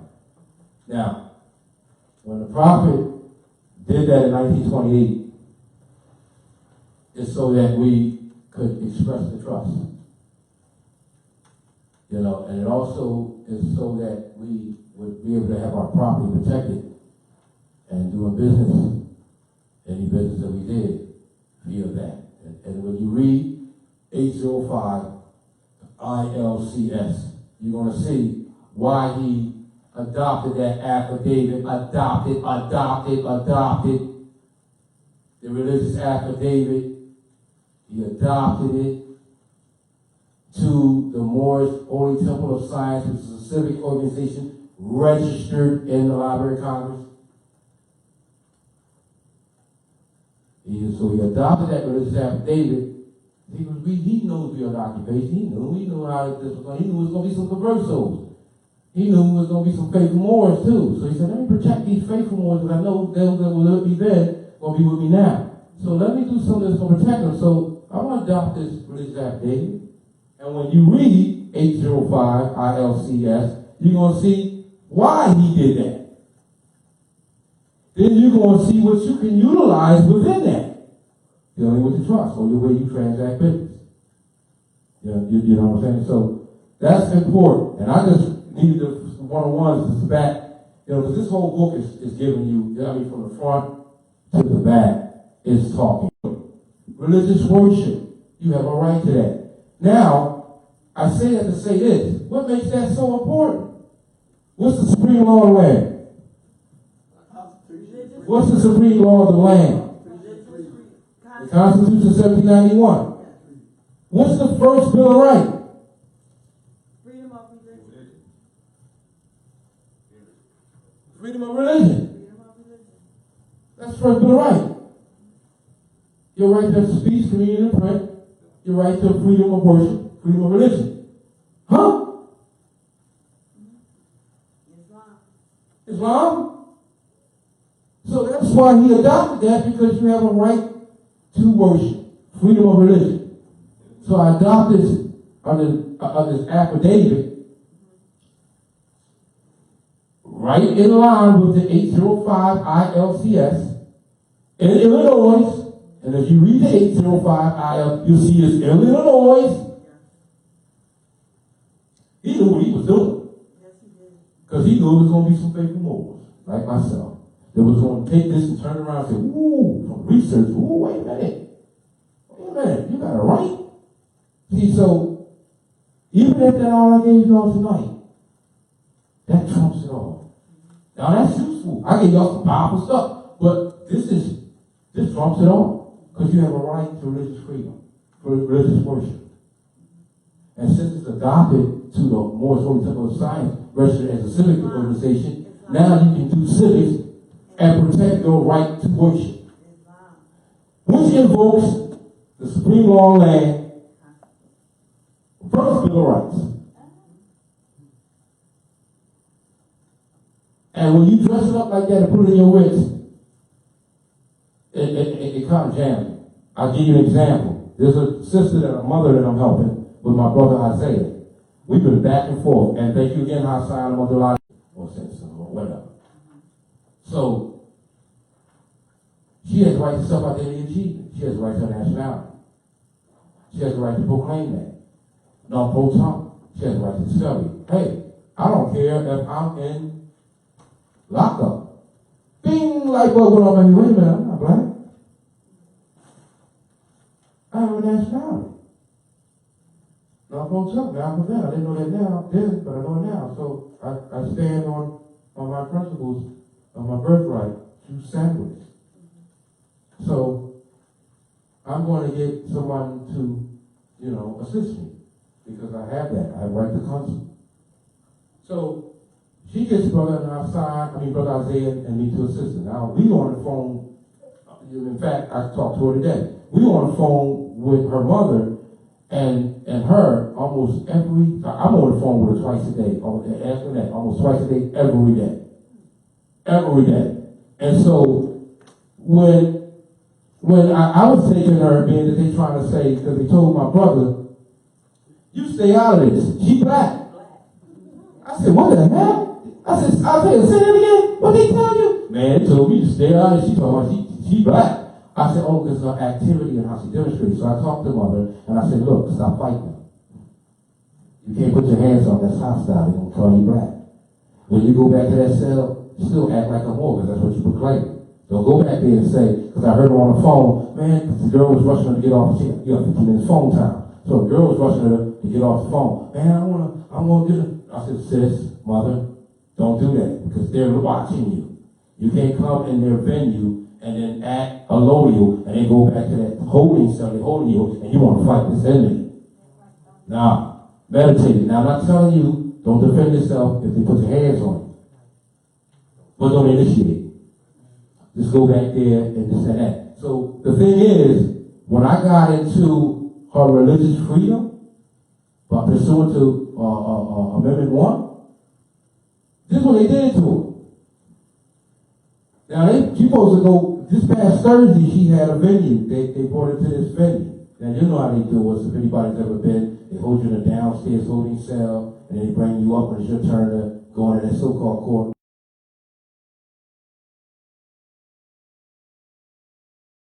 Still with everybody's so-called case. They tried everybody's yada. When it came to her, they pushed her last.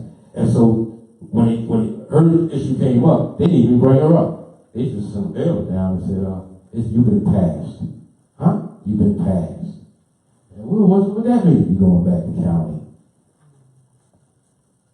And so I had to tell her, Mom, I'm not going to no longer do this. Where we do this conference call because we're hurting her more than we're helping her. Because you know they're listening. When they hold me up, break it down to her. She's educated. She can catch on fast. That's what it freed them because she can catch on quick. And so when I broke it down, y'all know how I get, those who know me, when I broke it down about, just like I did for y'all tonight, with the with the one-on-ones and how links to the 805 ILC, your religious freedom, your religious right to worship, which is covered, it's documented. I give her documented stuff that they can't argue. Yes. And then how that invokes the first Bill of Rights. Your right to religious freedom. So just stand on that. Just stand. You got the fourth Bill of Rights. You got the fourth Bill of Rights. Civil security, a person, place,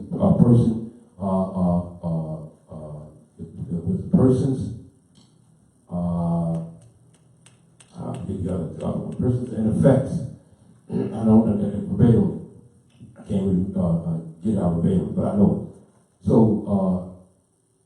it invokes your fourth Bill of Rights and your first Bill of Rights of the supreme law land to protect your liberties. It's already secured. Your birthright's already secured. So when I told her, and I didn't really give it to her in that detail, I just gave her the 805, because me and Isaiah attached that along with the civil orders, along with the HCR 192, along with a few other affidavits, the motu proprio, and the 805 and ILCS.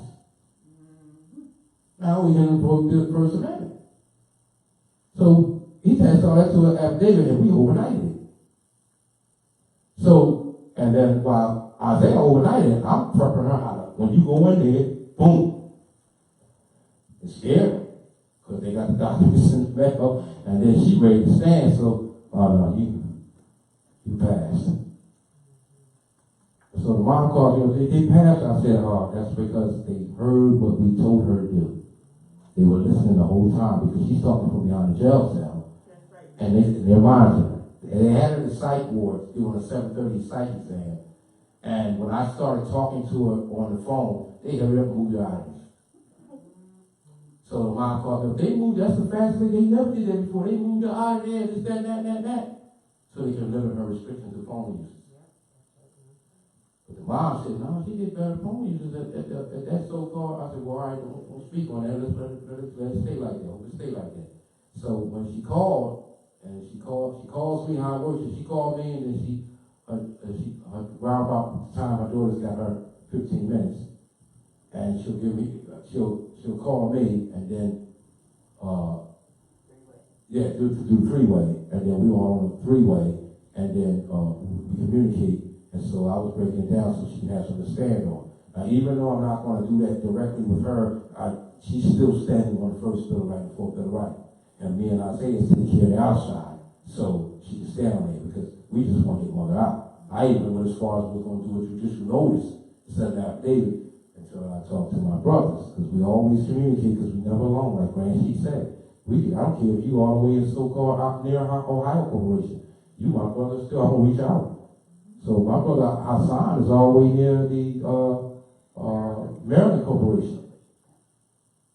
My brother Isaiah is also from Maryland Corporation. However, us three, and Isaiah was doing his own thing right for a minute. I'm not doing his own thing, but he was on another situation. And Brother Hassan, Mother Lala, and myself, and Brother Bruce, and a few other brothers, we were doing the conference. And we were just doing like, we don't call it a study, but we call it a congregation of the minds, an adept chamber. And in that, it came up.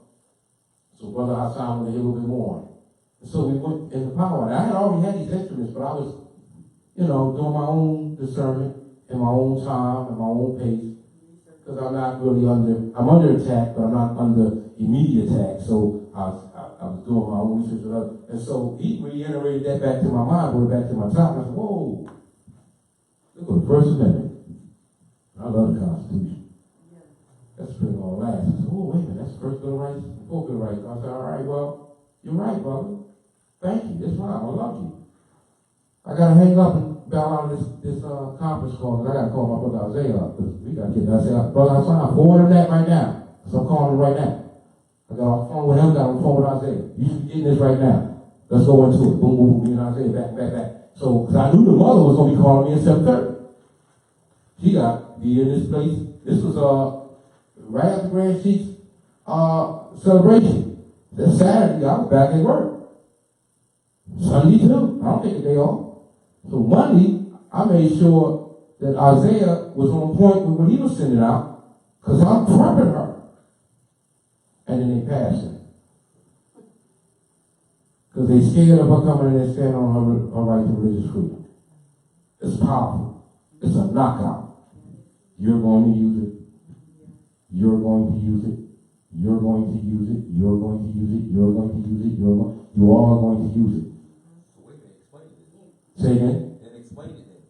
Meaning you're saying it's that powerful?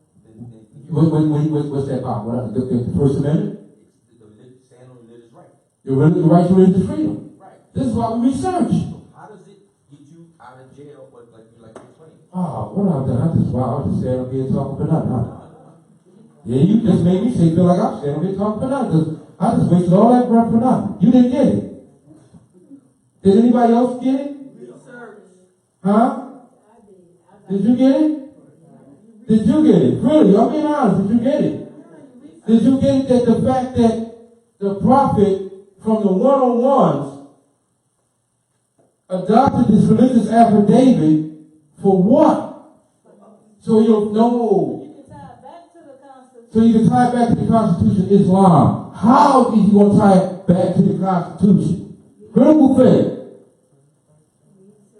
Research, because what are you researching? You're researching the fact of your right to your religious freedom, your right to religious worship.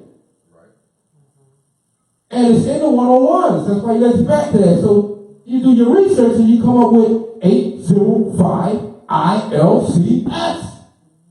Read it. I'm not going to get into it because I want you to research. If I tell you, what good is it? It's not yours. But if you research it and read it, it's yours now. You comprehend it. You know how to utilize it. So you take the knowledge the prophet brought and you go to the 805. I just gave it to you. I did the research for you. Me and through my brother Hassan and my mother Delilah, we did the research for you. So you go to 805 ILCS and you see when you read it, because I've read it, and you study it, because I've studied it, and you see how it covers and it affirms this. You have a right to religious freedom. They cannot ask you, well, what's your religion? That's a Fifth Amendment. I'm standing on the Fifth Amendment. I have to tell you that. If I tell you that, I'm a fool. I have a right to my religious freedom and my right to my religious worship, no matter what it is.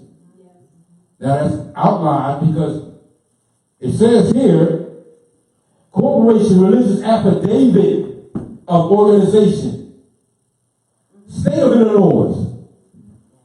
That's what he said. Love you, my brother. That's what you said when you did that. I know why you did that. And then I go to the research and find 805 ILCS, and it backs up and it shows why he adopted this. Because that was a provision. Now that I know those two, because he led me back there to that by doing the research, thinking, study. All right, now I know about that, so all right, now I have a right to religious freedom. Here's two instruments. The one-on-one is the divine creed. And here we got the 805 ILCS. Showing how outlining when you go down, and I mean read all of it. And you'll see, oh, this is why nobody did what he did. To protect our right to religious worship, to protect our right to religious freedom. And in that, it invokes Bill of Right number 1, Bill of Right number 4. Is that not the supreme law of the land? They can't counter that. That's why he passed my mother. They can't counter that. It's a knockout blow. To your answer to your question. You have a right to your free religious worship. They cannot deny you that. They cannot question that. There's your remedy. I never read it. Right, because we're not researching critical thinking and discernment. I know. That's why I'm doing this class. Exactly. Islam. Because there are others listening out there that, I get a lot of calls. Thank you, Dr. Naila. No, I love you for that. Because I'm reaching out, and before I leave this place and pass this form, I want to know that I did the best that I could do to help uplift, like he said, help me in my great mission. So I'm serious to the heart with it. I don't care if they put a bullet in my head. I'm not going to stop. Nah, I'm not scared. Because the devil's a friend of man. Come on, take me on to my other plane, because I'm ready. I got no more else to do here. Take me on. Because I know something that most people don't know. And before I got into the law, I was all over metaphysics. I know we're in the Ragnarok of the Kali Yuga. Most people don't even know what the Kali Yuga is. let alone the Ragnarok. Oh, that's the movie of Thor. What? Well, what happened at the end of Thor? Didn't that big dude come up and destroy Asgard?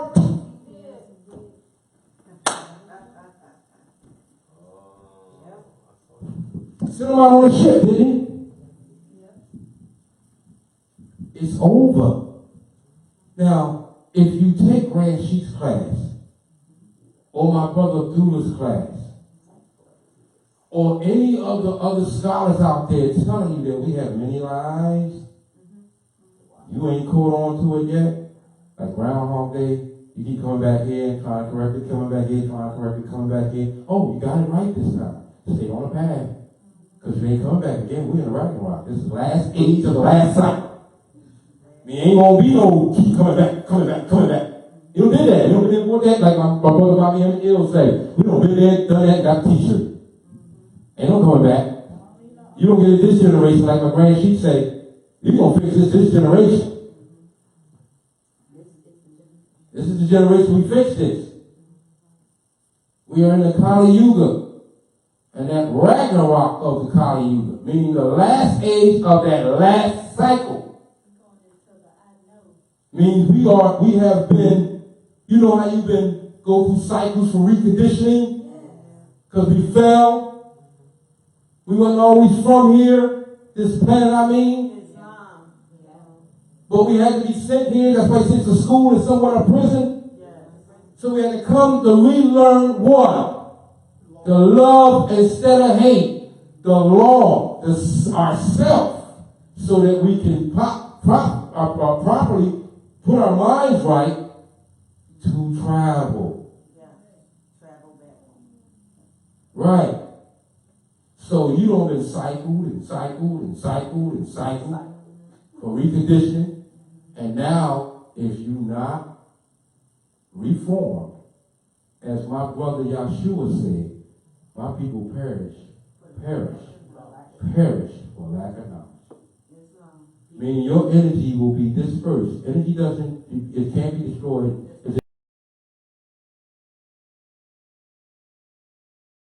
Now, this is free will. You can either choose to keep your personality, maybe not the body, but that personality you know you are to be who you are, that monad, spirit, that man, you got that. If you want it. If you don't want it, don't study nothing. Keep on shucking and jiving, and then, you think you're going to come back around and do this again. You might come around several more times during this age, but that's it. So you got this age to get it. This is a Ragnarok. You got this age to get it. And we get it. So don't get left behind. Two in the field won't be taken, won't be left. Which one will you be? So as far as the RIP workshop, we're going to start by writing an effective RIP. Now, we already know we fly our colors. We put our head, we know why. If we don't, we research it. Do some critical thinking and discernment on it.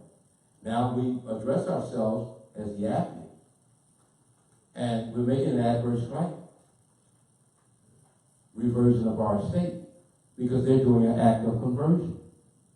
Now, when you write your writ, and you go down, you put all your, the formalities of it, you go down in the writ, the proper lawful things that will be on the writ, and if you look at any template of a writ, you can adjust it to yourself. The heading is going to always usually be the same. The way you dress it up is always going to be the same. You're going to put your appellation, all rights reserved, you're going to, it's going to usually have, authorized representative of that intellect straw, UCC 1-103, UCC 1-207/1-308 because they amended it. And then you're going to put down there, improper sign, sutures, solo proprio, because you own your own land. And then you're going to go down further, and you're going to add your cause of action. When you get into your cause of action, you're going to say bluntly what happened no law used, no emotional, just what happened. But make sure you speaking denotative linguistics, because they look for that. So in other words, if in your cause of action you got pulled off the side, you got pulled over, by a police officer, that's wrong cause of action. Because how you gonna have any legal argument that's gonna support that? See, you want to dress it up so that your legal argument supports it, so when it goes internationally, they know you're not dealing with government. So you didn't get pulled over, you got ran off the road. You got ran off the highway, or road, because road and highway is covered. So if highways feels good, road feels what that, you play around with that, that's your choice. But at least both of those are right. You still right. You didn't get pulled over on the street. Because internationally, they're going to say, well, that's not covered. So, hey, you guilty. What y'all want us to do? You said something to me internationally, I'm like, I can't do nothing with that. I want to help you, but you just sanction them. What's the street? But if you say, no, he ran me off the road without an emergency, proof of an emergency, and proper probable cause. And they proceeded to extort from me by threat, duress, and coercion. Then they seized my property under a civil asset forfeiture. I mean, you put it like that. I did not consent. I was under threat, duress, and coercion. Period. See how short? Straight to the point. You didn't get lengthy and get emotional, got the subject matter that would slip you up. You kept it short. Now, with that little short statement, you can add all that case law. Yeah. Because Islam, mother? I would say use the word highway. Mm-hmm. Highway etymology. Yes. The main road from one town to another. Mm-hmm. Whereas road is a riding expedition, journey, or a hostile incursion. Islam, thank you for that. See? Research. Research. Critical think, and now we discern. Hey, by discernment, they highwaymen. Now, and that's in the Black Law Dictionary. All editions. All editions. You got your specific. They got all editions. They highwaymen. Now you got all these highwaymen, so when it reaches the Interpol, they say, oh, we got you. We got you. We know they doing that. We got you. You didn't, One who travels the highways with intent to rob people. Yeah. Oh, yeah. See how highwaymen ties into the civil asset forfeiture? Yes. Now you see how you use civil asset forfeiture in your writ? They seize your property through highwaymen seize your property via civil asset forfeiture, period. So now when it goes international, they know they're not dealing with the government, they're not dealing with government officials, they're dealing with robbers, highwaymen, because that's an awful term. They're dealing with highwaymen that's using civil asset forfeiture to seize people's property in violation of the Constitution. We got your back. They don't like it. Well, hell, who gives a, they ain't gonna like it. Oh man, you ain't gotta be that extreme. Oh yes, I do. You got me in the military occupation, so I won't be extreme. Super. So, now, when they on you, I say use them all. I say lead with your argument of your religious right to your right to religious freedom. Then come under and accuse that ministerial clerk.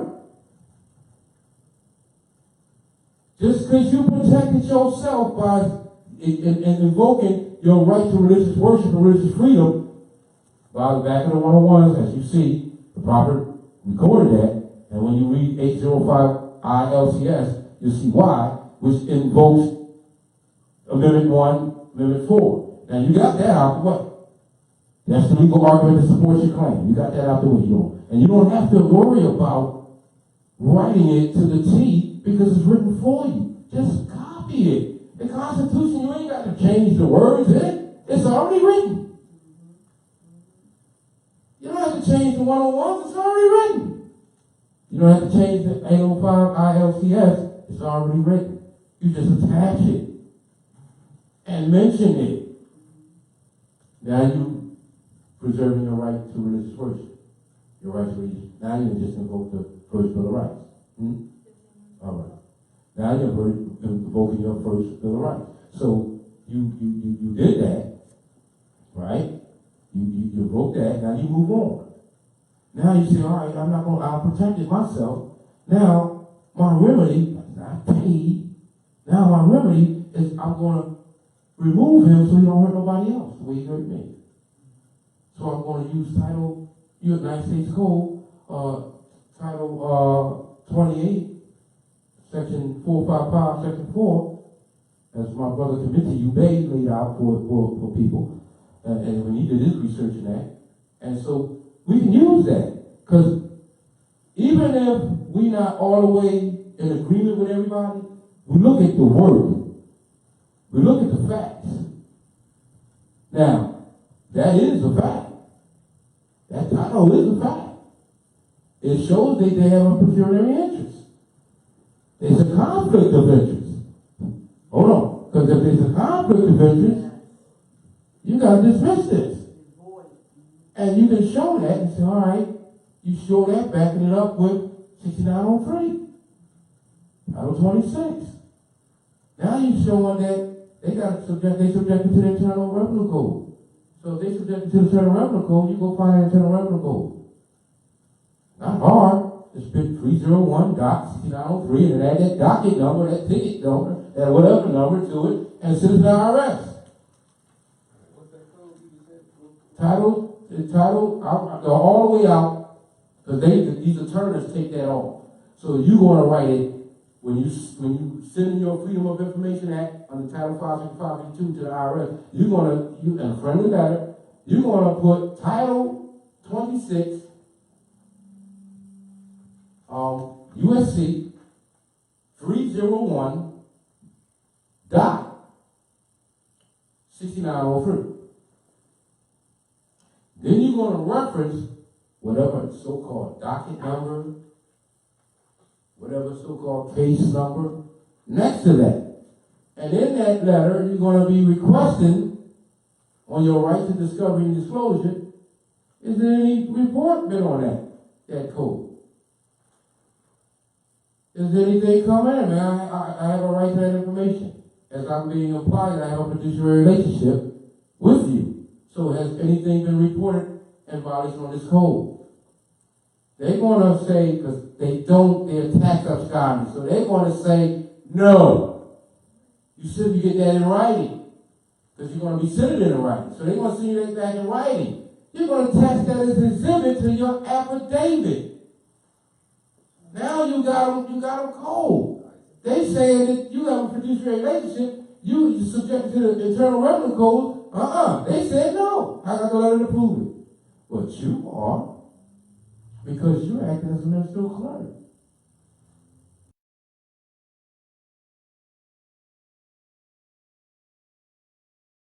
Three is going to apply to you.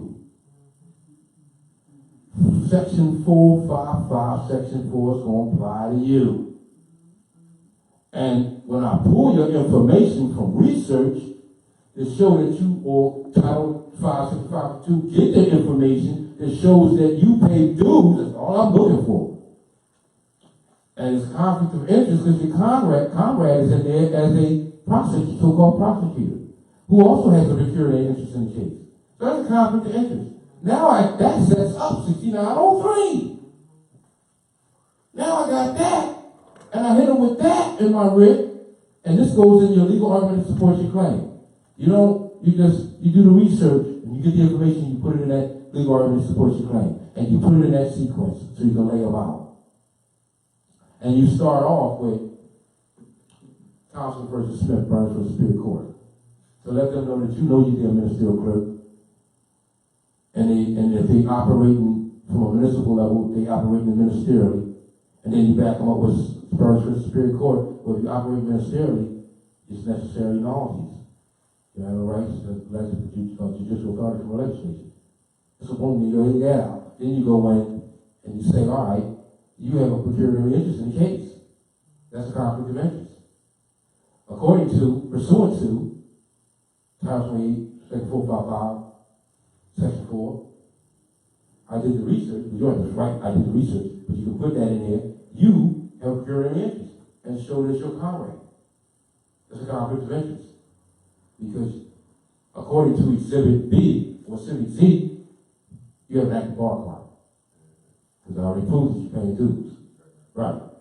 Then I go to 6903, Title 26, 6903, and I say, now, you must, before even this issue is brought up, you must go to the IRS and report to get the authority from them to be able to even bring me in here. But I'm not going to write that in the writ like that, but I know that because of critical thinking. So in the writ, and the legal argument supports the claim, 6903, Title 26, 6903, I'm just simply going to add 301 to it. 6903, and that docket number you got, send it to the IRS. And get a report on it. There's been reported. There's been a violation of this code, there's a violation of this code. And you use your appellation, as a report with my appellation.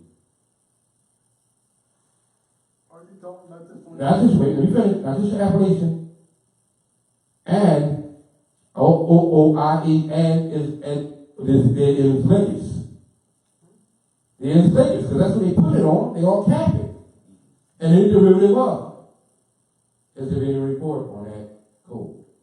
They want us, and can you please correspond in writing? Please respond in time. Thank you. Have a good day. And he sent back a letter saying, no. I attached that to his affidavit. Now, I said that all, and in my writ, when I got that, and I write that in the writ, because pursuant to Title 26, 6903, you see, in parentheses, C, Exhibit C. And then I go on under that and say, well, because, therefore, you, as a ministerial clerk, and posturing as a government official, should recuse yourself. Boom. Now, you don't lay out your religious freedom, right to religious freedom. You don't also identify all the parties that they don't have that they have a fiduciary relationship. They subjected, because when you look at 6903, it's going to say that they subjected to the Internal Revenue Code. So, how do you apply that on you? Now, with your affidavit, knowing that they bankrupt, you're not really expecting them, you're just doing it for the principle. You're not expecting anything, you're just doing it for the principle. Because as the states are settled, you will be reimbursed. So you do this for the principle. And then you close it out. You give it a cover letter so that they know what's entailed in it. The cover letter is going to state what what's entailed in your documents, the exhibits, the affidavit of fact, and your of your writ and your legal arguments.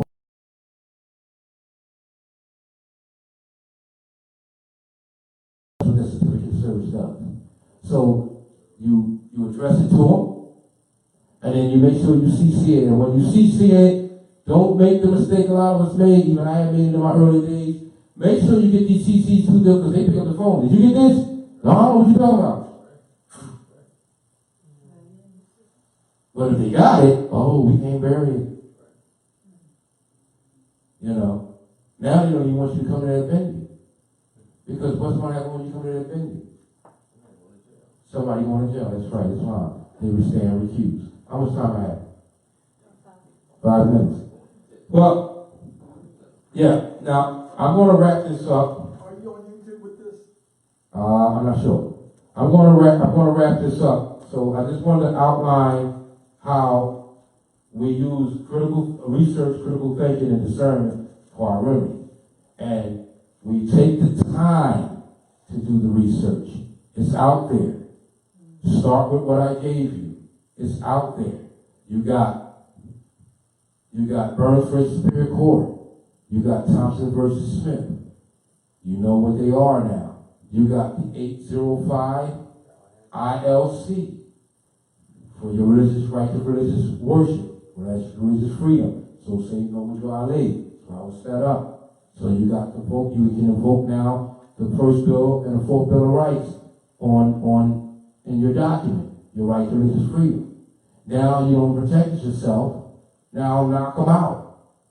Hit them with Title 28, Section 455, Section 4. So that they have a pecuniary interest, and you hit them with the others. Now you close it out, you put it up, you put your whole packet together, and when you do your envelope, which you send it in, you make sure you put my appellation, all rights reserved, UCC 1-1- territory, whatever that so-called county or area, that territory, comma, via Delaware State Republic, or Pennsylvania State Republic, Maryland State Republic, via United States Republic for North America. United States Republic for North America. Northwest Mexico. Non-domestic, non-subject, boom. Get you a stamp physically, don't let them stamp it. Get you a stamp physically. Make sure if you want to vote, I don't want to take people there because they might not be ready to vote the UPU. So let's just stay. Yeah, if you know how to do that, go ahead and do that. You just follow it out. That's all you're doing is you put that stamp up in this corner, 2-cent stamp, right on in a 45-degree angle, a red ink. Put your thumb stamp halfway on the stamp, halfway on the paper. On the back in this corner, you become the postmaster general on that. That way they cannot stamp you because they do that. When they sit up as the so-called magistrate, so-called judge, you got a doctor there, they got the social, not your social, they got that QC number that's attached to that in his letters. And it's stamped, so they know how they're going to issue how much they're going to get off you. So you don't want to do that. So you be that. And then you put it in the mail, you make sure your CCs are sent out, and you did them. Sit back and watch the magic. Islam. I'd like to thank Dr. Naila for welcoming me out once more to bring education to our beloved kinfolk. I'd like to thank Mother Tamara for her technical support and her videos and us played it with the with your talk with the study. That was very good with how you assisted me there. I appreciate that. And to all my Moors out there, we're gonna rise. Not rise like what you call them said, but we're gonna rise as a kinfolk on our land and enjoy our estate because it's over for them. Because the nigga problem is what? Our problem. So in order to put them back in their place, people should try to come back to order.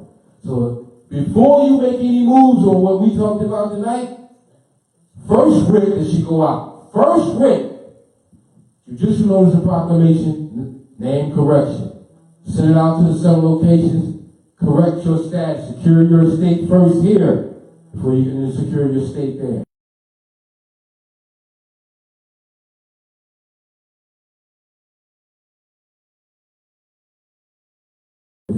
Which would be your property, i.e. extension outside of yourself, your household goods. Islam? All right. Can we stand up and face the east over here real quick? We'll close out with prayer, please. Islam. 5 on the left, 2 on the right. Allah. Father of the universe.